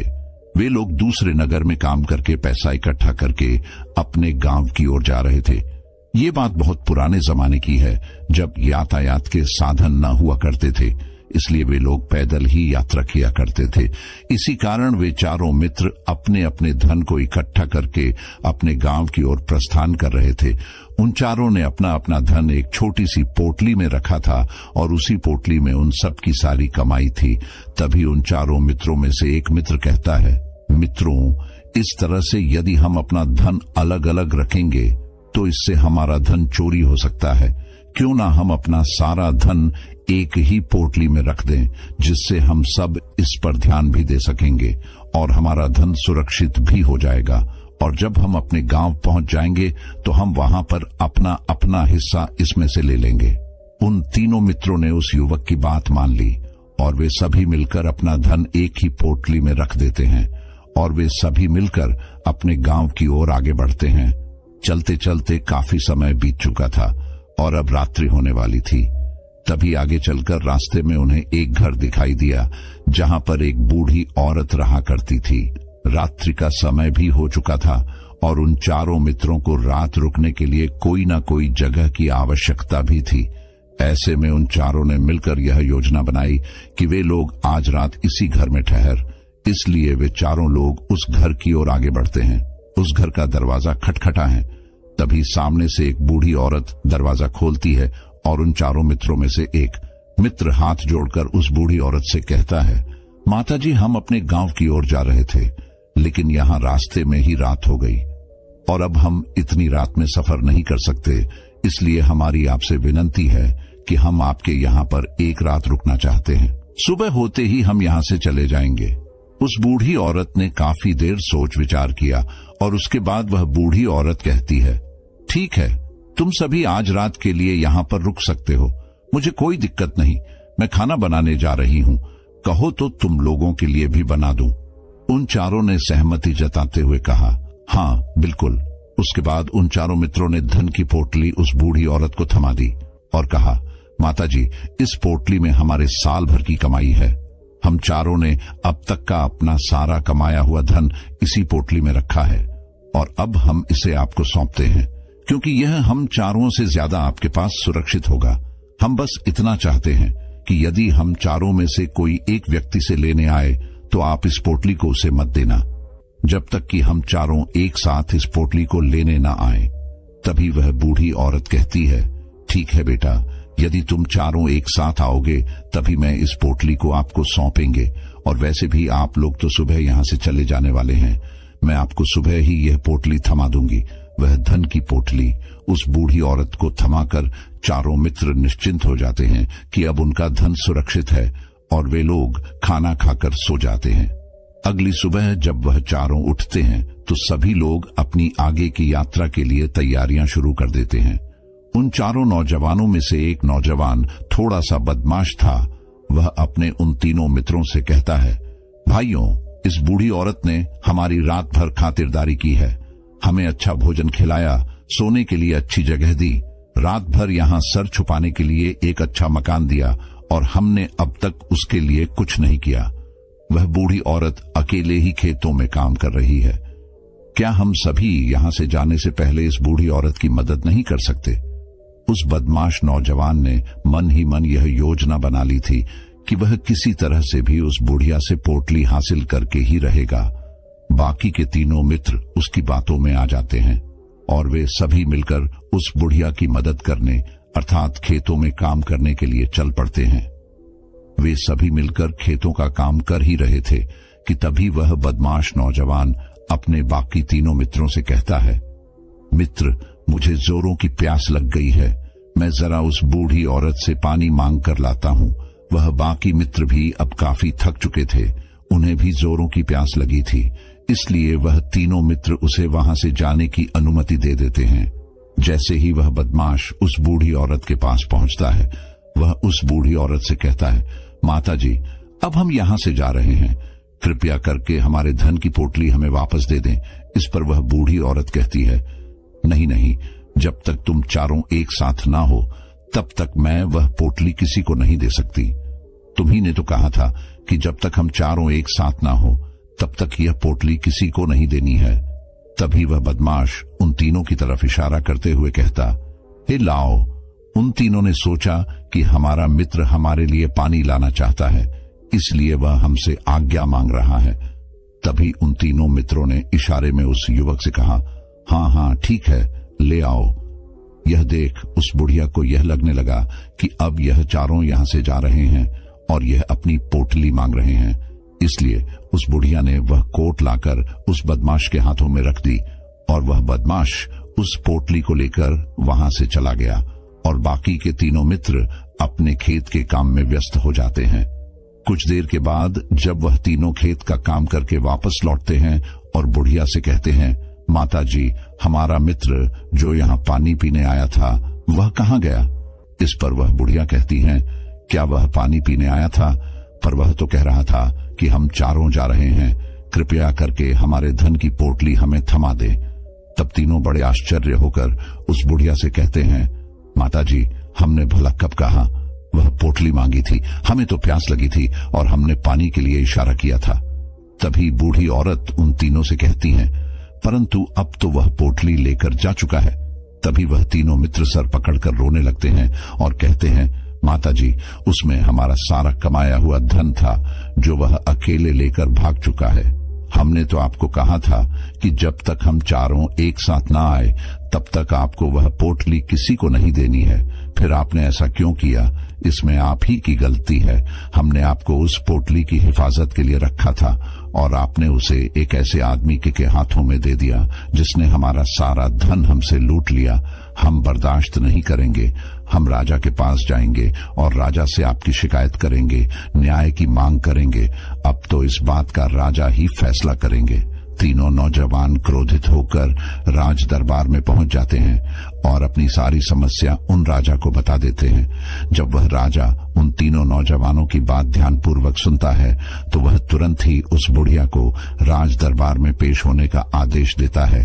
राजा के आदेश पर राजा के सैनिक तुरंत ही उस बूढ़ी औरत को राज दरबार में पेश करते हैं और राजा भरी दरबार उस बूढ़ी औरत को दोषी करार कर देता है और कहता है, तुम्हें वह पोटली उस अकेले व्यक्ति को नहीं देनी चाहिए थी। जब उन्होंने तुमसे कहा था कि जब तक वह चारों एक साथ उस पोटली को लेने ना आए तब तक तुम्हें वह धन किसी को नहीं देना चाहिए था। इसमें तुम्हारी गलती है और अब तुम्हें इसका हर्जाना भरना होगा। तुम्हें इनका धन लौटाना होगा। राजा का यह आदेश सुनकर बूढ़ी औरत फूट फूट कर रोने लगती है और राजा से मदद की गुहार लगाती है और कहती है, हे राजन, मैं तो एक बूढ़ी औरत हूँ और मेरे पास इतना धन नहीं है और ना ही मेरे घर में कोई ऐसा है जो धन कमाता हो। मेरे पास इतना धन नहीं कि मैं इनका धन लौटा सकूं। मैं तो अकेली हूँ, बेसहारा हूँ। कृपा करके मुझ पर रहम करें। लेकिन राजा उस बूढ़ी औरत की एक नहीं सुनता। वह बूढ़ी औरत रोते हुए अपने घर की ओर जा रही थी। ये सोच रही थी कि आखिर मैं इतना धन कहां से लाऊं, कि कैसे मैं उन लोगों का ये धन उन्हें लौट आऊंगी। मेरे पास इतना धन नहीं है, मैं क्या करूं, कैसे करूं, कहां से लाऊं इतना धन? यदि मैंने उनका धन नहीं लौटाया तो मुझे राजा मार डालेगा। वैसे भी मेरी ही गलती है। जब उन चारों ने मिलकर मुझसे कहा था कि जब तक हम चारों एक साथ ना आए तब तक वह पोटली किसी को नहीं थमा नहीं है, फिर भी मैंने वह पोटली केवल उस एक व्यक्ति को थमा दी। इसमें गलती तो मेरी ही है। वह रोते रोते यह सारी बातें सोचते हुए अपने घर की ओर जा रही थी। तभी रास्ते में उस बूढ़ी औरत को वही संत मिले जो उस नगर में किसी भी समस्या का समाधान बड़ी ही सरलता और सहजता से करते हैं। उन्होंने उस बूढ़ी औरत से कहा, क्या बात है बेटी, क्यों रो रही हो?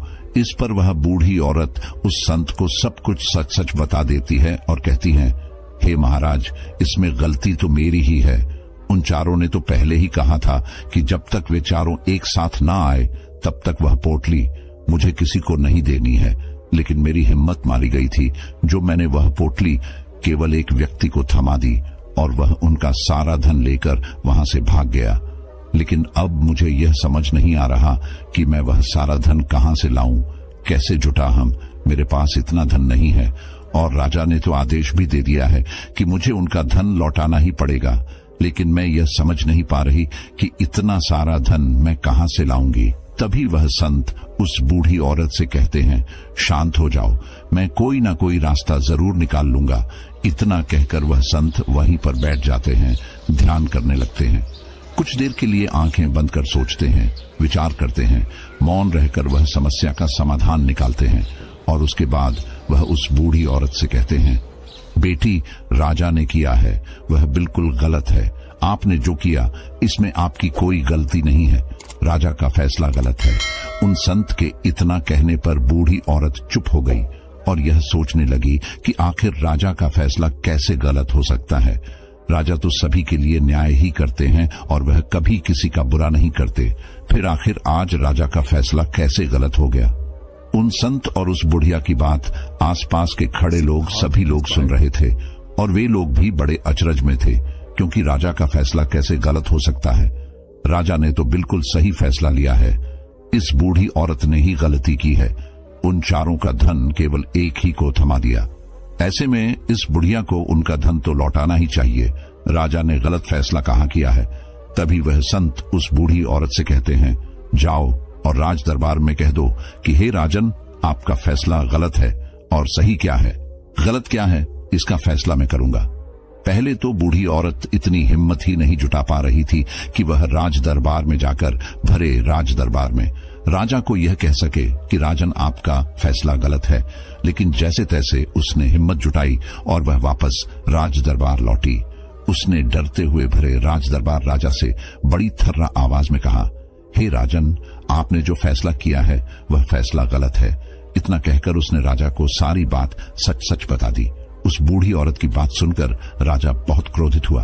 राजा ने उस बूढ़ी औरत से कहा, कौन है वह संत जिसने मेरे फैसले को गलत बताया है? क्या उन्हें नहीं लगता कि मैंने सही निर्णय लिया है? मैं हर रोज कई निर्णय लेता हूँ, कई फैसले करता हूँ, लेकिन आज तक कभी किसी ने मुझसे यह नहीं कहा कि मेरा फैसला गलत है। यदि उन संत ने मुझे सही फैसला ना सुनाया, उन्हें फांसी की सजा दे दूंगा। यह बात पूरे नगर में फैल गई। सभी लोग यह जानने के लिए हैरान थे कि आखिर वह साधु ऐसा कौन सा फैसला सुनाने वाले हैं जो राजा से भी उचित होगा, जिसमें सबके लिए न्याय होगा। राजा ने सैनिकों को तुरंत ही आदेश दिया कि जाओ और संत को राज दरबार में लाओ। राजा की आज्ञा के अनुसार वे सैनिक तुरंत ही उन संत को लेने के लिए निकल पड़े। वे लोग कुछ ही देर बाद उन संत को लेकर राज दरबार पहुंचे। राज दरबार में सभी लोग उपस्थित थे और सभी लोग उन संत के फैसले का इंतजार कर रहे थे। उन संत को देखकर राजा कहता है, महाराज, आपको ऐसा क्यों लगता है कि हमने जो फैसला किया है वह गलत है? इस बुढ़िया ने यह वादा किया था कि वह चारों लोगों को एक साथ ही वह पोटली जमाएगी। फिर आखिर उसने अपना वादा क्यों तोड़ा? इसने यह गलती क्यों की कि इसने केवल एक ही को पोटली थमा दी और वह उनका सारा धन लेकर यहाँ से भाग गया? तो क्या इसमें इसकी गलती नहीं है? क्या इससे इनका धन नहीं लौटा आना चाहिए? इस पर वह साधु बड़ी विनम्रता से राजा से कहते हैं, हे राजन, यह आपका फैसला था, लेकिन मैं आपसे कुछ कहना चाहता हूँ। इस पर राजा कहता है, ठीक है, कहिए, आप क्या कहना चाहते? इस पर वह साधु बड़ी विनम्रता से राजा से कहता है, हे राजन, जैसा कि वादा किया गया था कि पोटली एक साथ उन चारों को ही दी जाएगी, तो अभी तो यह केवल 3 है, चौथा कहाँ है? तो इनसे कहिए कि यह लोग यहाँ से वापस जाएं और अपने उस चौथे मित्र को यहाँ लेकर आए, तभी इनका धन वापस किया जाएगा। और वादा भी ऐसा ही किया गया था कि जब तक चारों लोग एक साथ ना हो तब तक उनका धन उन्हें नहीं लौटाया जाएगा। और यदि यह बूढ़ी औरत इन तीनों को धन लौटा देती है तो यह बूढ़ी औरत अपना वादा तोड़ देगी और यह सही नहीं है। इसलिए यदि आप चाहते हैं कि इनका धन लौट आया जाए तो पहले इनसे कहिए कि यह लोग जाएं और अपने उस चौथे मित्र को यहाँ पर वापस ले आए। उस राज दरबार में हर कोई इस बात को सुनकर बहुत खुश हुआ। सभी ने उन संत की बहुत तारीफ की। राजा भी उन संत के इस फैसले से पूरी तरह से सहमत था। राजा तुरंत ही उन संत के सामने सिर झुका लेता है और हाथ जोड़कर उनसे कहता है, हे महाराज, आपका यह फैसला इतना सही कैसे हो सकता है? आखिरी बात मेरे दिमाग में आई क्यों नहीं? मैंने इस बात को इस तरह से सोचा क्यों नहीं? तभी वह साधु उस राजा से कहते हैं, हे राजन, आपके पास और भी काम होते हैं। आप दिन भर व्यस्त रहते हैं और आपको जल्दबाजी में फैसले लेने पड़ते हैं। आपने इस मामले को सुना, समझा, लेकिन इसे देखने में आप गलती कर गए। इससे आपने केवल ऊपरी तौर पर देखा। आपने इसकी गहराई तक जाने का प्रयास तक नहीं किया। यदि आपने इस मामले की गहराई को देखा होता, समझा होता, तो आप भी इसी नतीजे पर आते। जब तक हम किसी मामले की गहराई तक नहीं जाते, तब तक हम उसका सही समाधान नहीं निकाल सकते। लेकिन हम में से अधिकांश लोग तो अपने फैसले केवल जल्दबाजी में लेना चाहते हैं, भले ही वह मामला कितना भी गंभीर क्यों ना हो। हमें तो बस अपना हक चाहिए, हमारा नाम होना चाहिए। भले ही फैसला हमारे लिए आगे चलकर हमारे लिए नुकसानदायी क्यों ना हो, लेकिन हम तो उस मामले की गहराई तक जाने के लिए सोचते तक नहीं। तभी वह राजा उन संत से कहता है, हे महाराज, क्या आपके पास कोई दिव्य शक्तियां हैं? क्या आपके पास ऐसी कोई चमत्कारिक शक्ति है जिसे आप सवाल करते हैं और बदले में वह आपको जवाब देती है, जिस कारण आप सटीक और सही समाधान बता पाते हैं? राजा की ये बात सुनकर वसंत मुस्कुराने लगे और राजा से कहते हैं, हे राजन, ये सवाल मुझसे कई लोगों ने पूछा है और मैंने कभी किसी का कोई जवाब नहीं दिया, लेकिन आप इस राज्य के राजा हैं, इसलिए मैं आपके इस प्रश्न का उत्तर देता हूं। आप में से कई लोगों को यहाँ ऐसा लगता है कि मेरे पास कोई ऐसी शक्तियां हैं जिससे मैं बात कर सकता हूँ, जिससे मैं कोई भी समस्या का समाधान पा सकता हूँ। लेकिन मैं आप लोगों को एक बात सच सच बता देता हूँ, मेरे पास ऐसी कोई शक्तियां नहीं है। मैं तो केवल हर मामले की गहराई तक सोचता हूँ, उस बात पर विचार करता हूँ, और जब मैं विचार करता हूँ तो मेरे सामने कई सारे समाधान आते हैं, और जो समाधान मेरे सामने आते हैं मैं उन पर भी विचार करता हूँ, उनके बारे में भी गहराई तक जाता हूँ। और जब मुझे लगता है कि इस समस्या का समाधान यही होना चाहिए, तभी मैं समाधान उस व्यक्ति को देता हूँ ताकि वह अपनी समस्या का समाधान कर सके। अब आप ही सोचिए, आप जल्दबाजी में यह फैसला लेकर इस बुढ़िया का जीवन पूरी तरह से बर्बाद कर देते। हमारा पूरा जीवन केवल एक फैसले पर निर्भर करता है। यदि वह फैसला सही हुआ तो हमारा जीवन अच्छा बन जाएगा, और यदि वह फैसला गलत निकला तो हमारा जीवन नर्क से भी बदतर हो सकता है। इसलिए यदि आप सही और सटीक फैसला लेना चाहते हैं तो आपको मौन रहना सीखना पड़ेगा। मौन रहकर उस पर विचार करना सीखना होगा, क्योंकि हमारे फैसले ही हमारा भविष्य तय करते हैं, हमारी जिंदगी का अगला पड़ाव तय करते हैं। फिर चाहे वह फैसले छोटे हों या बड़े, वे ही हमारी जिंदगी को निर्धारित करते हैं। इसलिए सबसे पहले हमें सही फैसले लेने के लिए मौन रहना सीखना आवश्यक है, उन पर विचार करना आवश्यक है। और जब आप ऐसा करते हैं तो आपके सामने एक ही समस्या के कई सारे समाधान निकल कर आते हैं, और जब आप उन पर गौर करेंगे तो आपको यह समझ में आएगा कि उन फैसलों का समाधान कैसा होना चाहिए, कि समाधान से आपको क्या फायदा होगा और क्या नुकसान होगा। या उस समाधान पर सोच और विचार करने पर ही आप उसे समझ सकते हैं, और तभी आप यह निर्णय भी ले सकते हैं कि क्या यह समाधान उचित रहेगा या नहीं, और यह सब संभव हो सकता है यदि हम कम बोलना शुरू करें, अब पूरी तरह से मौन हो जाए। इसका अर्थ यह है कि आप भीतर से शांत हो जाएं, और जब आप भीतर से शांत होने लगते हैं तो आपका मन स्पष्ट होने लगता है, साफ होने लगता है, और आप किसी भी चीज पर सोच विचार कर सकते हैं। और जब आप भीतर से शांत होने लगते हैं तो आप ऊपर से भी कम बोलते हैं, और जब आप धीरे धीरे कम बोलने के आदी हो जाते हैं तो आप साफ और स्पष्ट तौर पर सोच और समझ पाते हैं। आपके विचारों में शुद्धता आ जाती है, जिससे आपको यह साफ और स्पष्ट देखने को मिल जाता है यह कौन सा फैसला सही होगा और कौन सा फैसला गलत होगा। आपको उस परिस्थिति में क्या करना चाहिए और क्या नहीं करना चाहिए। लेकिन हम में से अधिकांश लोग अपने आप को सही साबित करने के लिए, अपने आप को ऊंचा साबित करने के लिए अत्यधिक बोलते हैं, और इतना बोलते हैं कि हर कोई उनकी बातों को गंभीरता से नहीं लेता। उन्हें ऐसा लगता है कि मानो ज्यादा बोलना ही हमारे लिए हमारा शस्त्र है, लेकिन वह ये भूल जाते हैं कि वह अत्यधिक बोलकर मूर्ख बन रहे हैं।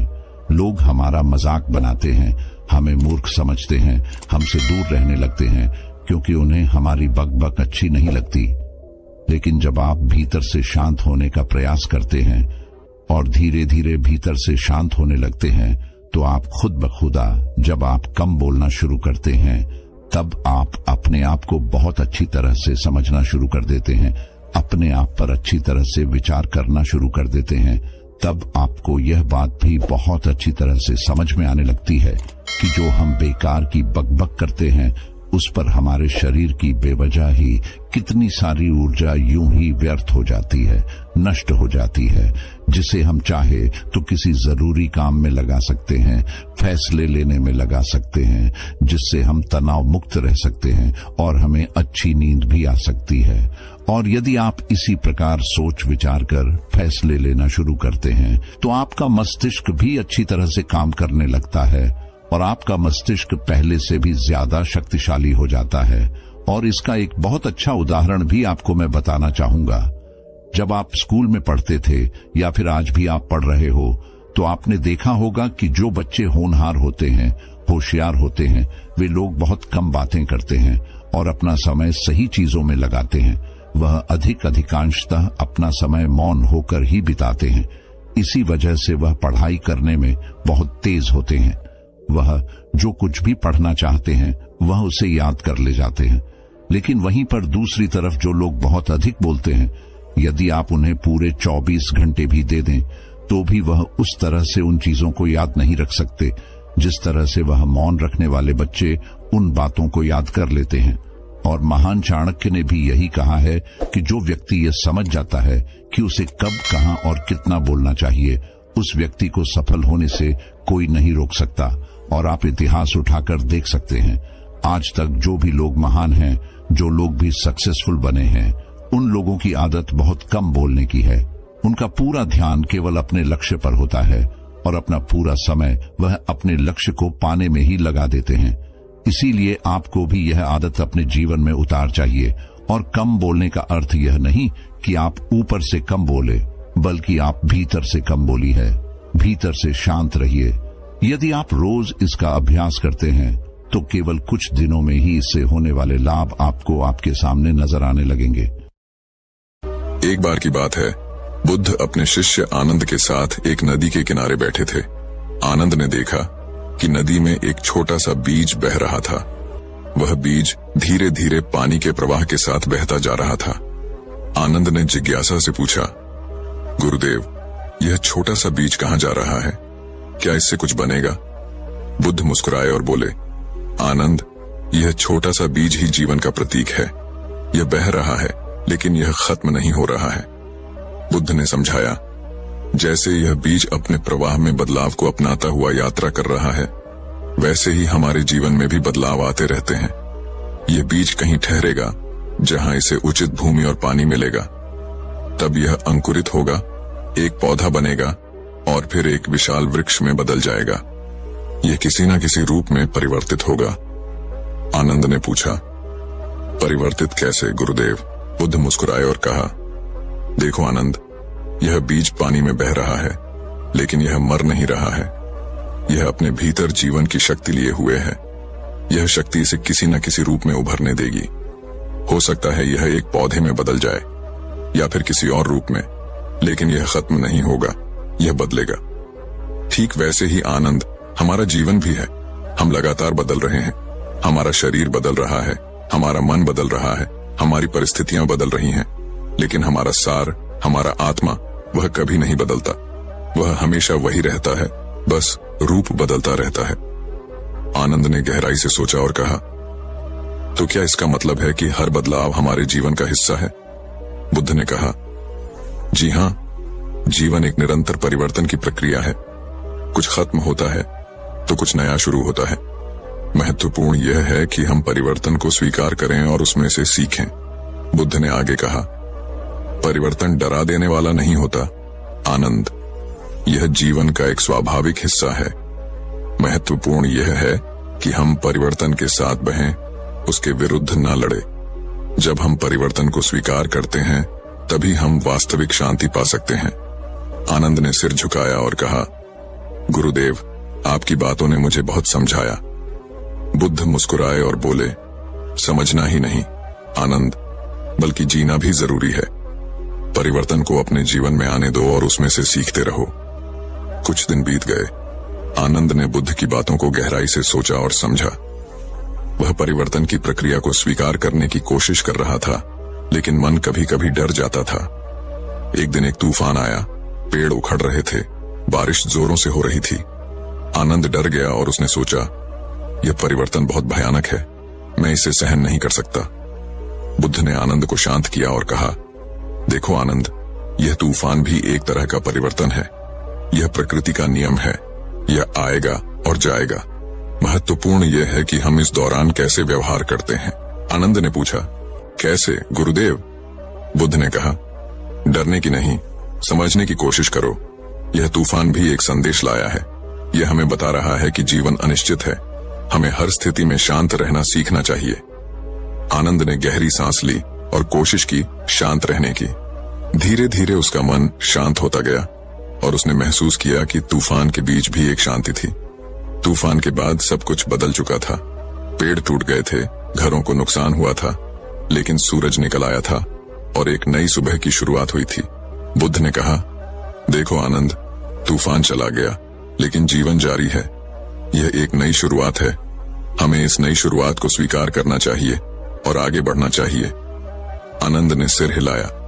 उसे समझ आ गया था कि परिवर्तन दुखद भी हो सकता है, लेकिन उसमें नई संभावनाएं भी होती हैं। बुद्ध ने आगे कहा, परिवर्तन का स्वीकार करना आसान नहीं होता आनंद, इसके लिए साहस चाहिए, लेकिन जब आप इसे स्वीकार कर लेते हैं तो आप एक नए स्तर पर पहुंच जाते हैं। आनंद ने कहा, मैं कोशिश करूंगा गुरुदेव। बुद्ध मुस्कुराए और बोले, बस कोशिश ही काफी है आनंद, बाकी समय तुम्हें सिखाएगा। समय बीतता गया। आनंद ने परिवर्तन को स्वीकार करना सीख लिया था। वह समझ गया था कि जीवन एक यात्रा है, एक नदी की तरह जो लगातार बहती रहती है, कभी धीरे, कभी तेज, कभी शांत, कभी उग्र। एक दिन बुद्ध ने आनंद को एक नदी के किनारे बैठाकर कहा, आनंद, देखो यह नदी, यह कभी एक ही रूप में नहीं रहती। कभी यह शांत होती है, कभी उफनती है, लेकिन यह हमेशा बहती रहती है। आनंद ने कहा, हाँ गुरुदेव, मुझे समझ आ गया है। बुद्ध ने आगे कहा, ठीक वैसे ही हमारा जीवन भी है। हम लगातार बदलते रहते हैं। हमारी परिस्थितियां, हमारे विचार, हमारी भावनाएं, सब कुछ बदलता रहता है, लेकिन जो नहीं बदलता वह है हमारा अंदर का सत्य, हमारा आत्मा। आनंद ने पूछा, तो हमें क्या करना चाहिए गुरुदेव? बुद्ध ने कहा, हमें परिवर्तन को स्वीकार करना चाहिए और उसमें से सीखना चाहिए। हमें अपने अंदर के सत्य को पहचानना चाहिए और उस पर टिके रहना चाहिए। जब हम ऐसा करते हैं तो हम किसी भी परिस्थिति में शांत रह सकते हैं। आनंद ने कहा, लेकिन गुरुदेव, कभी कभी परिवर्तन बहुत कठिन होता है। बुद्ध ने कहा, हाँ, यह सच है, परिवर्तन आसान नहीं होता, लेकिन याद रखो, कठिनाई ही हमें मजबूत बनाती है। जब हम कठिनाइयों का सामना करते हैं तो हम अपने आप को बेहतर समझते हैं। आनंद ने कहा, आपकी बातों ने मुझे बहुत शक्ति दी है गुरुदेव। बुद्ध ने मुस्कुराते हुए कहा, यह शक्ति तुम्हारे अंदर ही है आनंद, मैंने तुम्हें सिर्फ उसे पहचानना सिखाया है। इस तरह बुद्ध ने आनंद को परिवर्तन के बारे में एक और महत्वपूर्ण शिक्षा दी।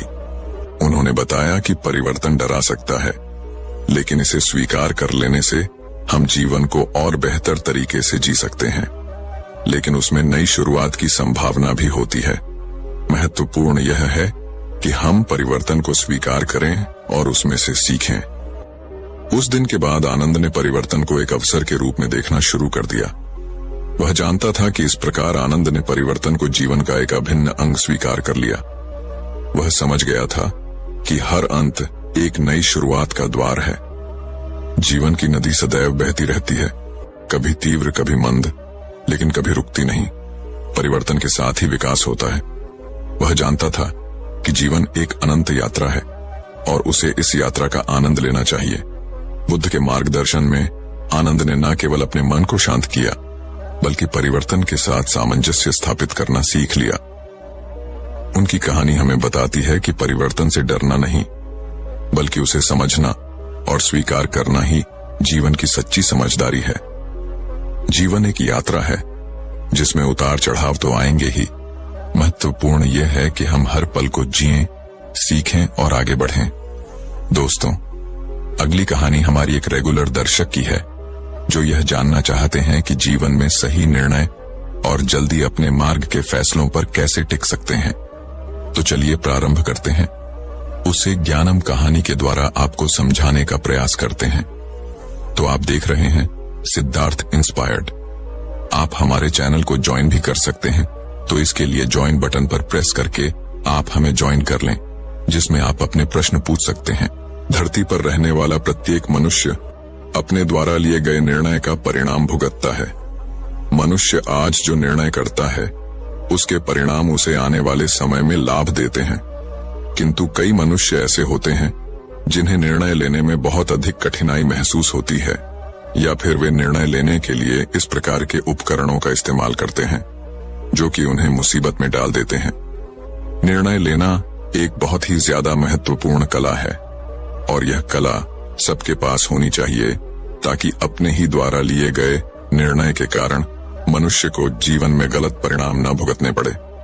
आइए आपको बुद्ध और उनके शिष्यों की कहानी सुनाते हैं और बताते हैं कि किस प्रकार से शिष्य के एक गलत निर्णय ने उसका बहुत अधिक नुकसान करवाया। दोस्तों, गौतम बुद्ध की शिक्षा हर किसी के जीवन को नई दिशा दे सकती है। अगर आप भी इसे मानते हैं तो कमेंट्स में नमो बुद्धाय लिखना मत भूलिए। बहुत समय पहले की बात है, 3 बौद्ध भिक्षु जंगल पार करके गांव की ओर जा रहे थे। इनमें से एक का नाम असाजी था, दूसरे का नाम उपाली और तीसरे का नाम सुभूति था। असाजी शांत और समझदार था, जबकि सुभूति दयालु था और नरम स्वभाव का व्यक्ति था। किंतु उपाली को बात बात पर नाराज होने की आदत थी। यदि उसे कोई मजाक में भी कुछ कह दे तो वह उस बात को दिल पर ले लेता था। तीनों बड़े ही आराम से जंगल पार कर रहे थे। तभी सुभूति ने कहा, जरा सोचो उपाली, अगर हम जंगल में भटक गए और तुम अकेले हो गए तब क्या होगा? उपाली ने तैश में आकर कहा, तुम्हें क्या लगता है मैं तुम दोनों के बिना जंगल पार नहीं कर सकता? सुभूति ने कहा, भला इतने घने जंगल को कोई अकेले पार कर सकता है क्या? तभी असाजी ने बात को संभालते हुए कहा, यह निर्णय हम तब लेंगे जब जंगल पार करके गांव पहुंचेंगे। अभी यह समय इन सब बातों का नहीं है। तभी उपाली ने कहा, तुम दोनों मुझे कमजोर समझते हो। अब मैं तुम दोनों को अकेले या घना जंगल पार करके दिखाता हूं। असाजी और सुभूति दोनों ने उपाली को बहुत समझाया, किंतु वह नहीं माना। वह जिद पर अड़ गया कि वह उन दोनों के साथ नहीं जाएगा और जंगल को अकेले पार करके दिखाएगा। हार मानकर असाजी और सुभूति दोनों उपाली को छोड़कर आगे बढ़ गए। जब असाजी और सुभूति दोनों उपाली की आंखों से ओझल हो गए, तब फिर से उसने यात्रा प्रारंभ की। उसे मन ही मन बहुत ज्यादा डर भी लग रहा था, क्योंकि जंगली जानवरों की आवाजें लगातार सुनाई दे रही थीं। जैसे तैसे करके उपाली आगे बढ़ रहा था। तभी उसे याद आया कि भोजन और औषधि तो असाजी और सुभूति के साथ ही चले गए। अब उसके पास खाने को भी कुछ भी नहीं था। उसने सोचा कि क्यों न जंगल से कोई फल तोड़कर खा लिया जाए। आगे बढ़ते हुए उसे एक बड़ा ही सुंदर पेड़ दिखा। उस पेड़ पर फल लगे हुए थे। ऐसा लग रहा था मानो मोती लटके हों। उन फलों की सुंदरता को देखकर उपाली का मन मोह गया। उसने मन ही मन सोचा, जो फल बाहर से इतनी सुंदर हैं, उनका स्वाद भी बड़ा सुंदर होगा। उसने तुरंत उस पेड़ से एक फल तोड़ा और उसे खाना शुरू कर दिया। उसने 2-3 फल लेकर खाए, किंतु यह क्या, फल खाते ही उसकी आंखों की रोशनी जाने लगी और उसे धुंधला दिखाई देने लगा। थोड़ी ही देर में उसे बिल्कुल दिखाई देना बंद हो गया। उपाली समझ चुका था कि उसने बहुत गलत निर्णय लिया। उसे अपने मित्रों का साथ नहीं छोड़ना चाहिए था और ना ही फलों की सुंदरता के पीछे मोहित होना चाहिए था। अब उसके पास अन्य कोई रास्ता नहीं था। वह समझ चुका था कि वह बहुत बुरी तरह फंस चुका है। वह थोड़ी देर वहीं बैठ रहा और फिर एक लकड़ी के सहारे आगे बढ़ने की कोशिश करने लगा। उसे कुछ समझ में नहीं आ रहा था कि वह किस ओर जा रहा है, किंतु तभी उसे महसूस हुआ कि शायद आसपास कोई व्यक्ति है। उसने जैसे ही आवाज लगाई, क्या कोई है वहां? तभी असाजी और सुभूति ने उसे संभालते हुए कहा, हम दोनों यही हैं। अपने मित्रों को पाकर उपाली की आंखों से आंसू बहने लगे। उसने कहा, मुझे बहुत अधिक प्रसन्नता है कि मेरे मित्र मुझे इस घने जंगल में अकेला छोड़कर नहीं गए। तभी असाजी ने कहा, तुम आज इतनी बड़ी मुसीबत में फंस गए, केवल और केवल अपने गलत निर्णय की वजह से। किंतु हम तुम्हारी तरह नहीं हैं। हमने सही समय पर सही निर्णय लिया। हम दोनों ही तुमसे थोड़ा आगे चल रहे थे, किंतु हमारा ध्यान तुम्हारे ऊपर था। जब हमें यह महसूस हुआ कि शायद तुम अधिक पीछे छूट गए हो, तब हम वापस आ गए। उपाली ने कहा, तुम ठीक कहते हो, किंतु अभी मुझे इस जंगल से बाहर ले चलो। असाजी और सुभूति उपाली को जंगल से बाहर लेकर गए। जब वे तीनों गौतम बुद्ध के पास पहुंचे, तब असाजी ने बुद्ध को सारी कहानी बताई।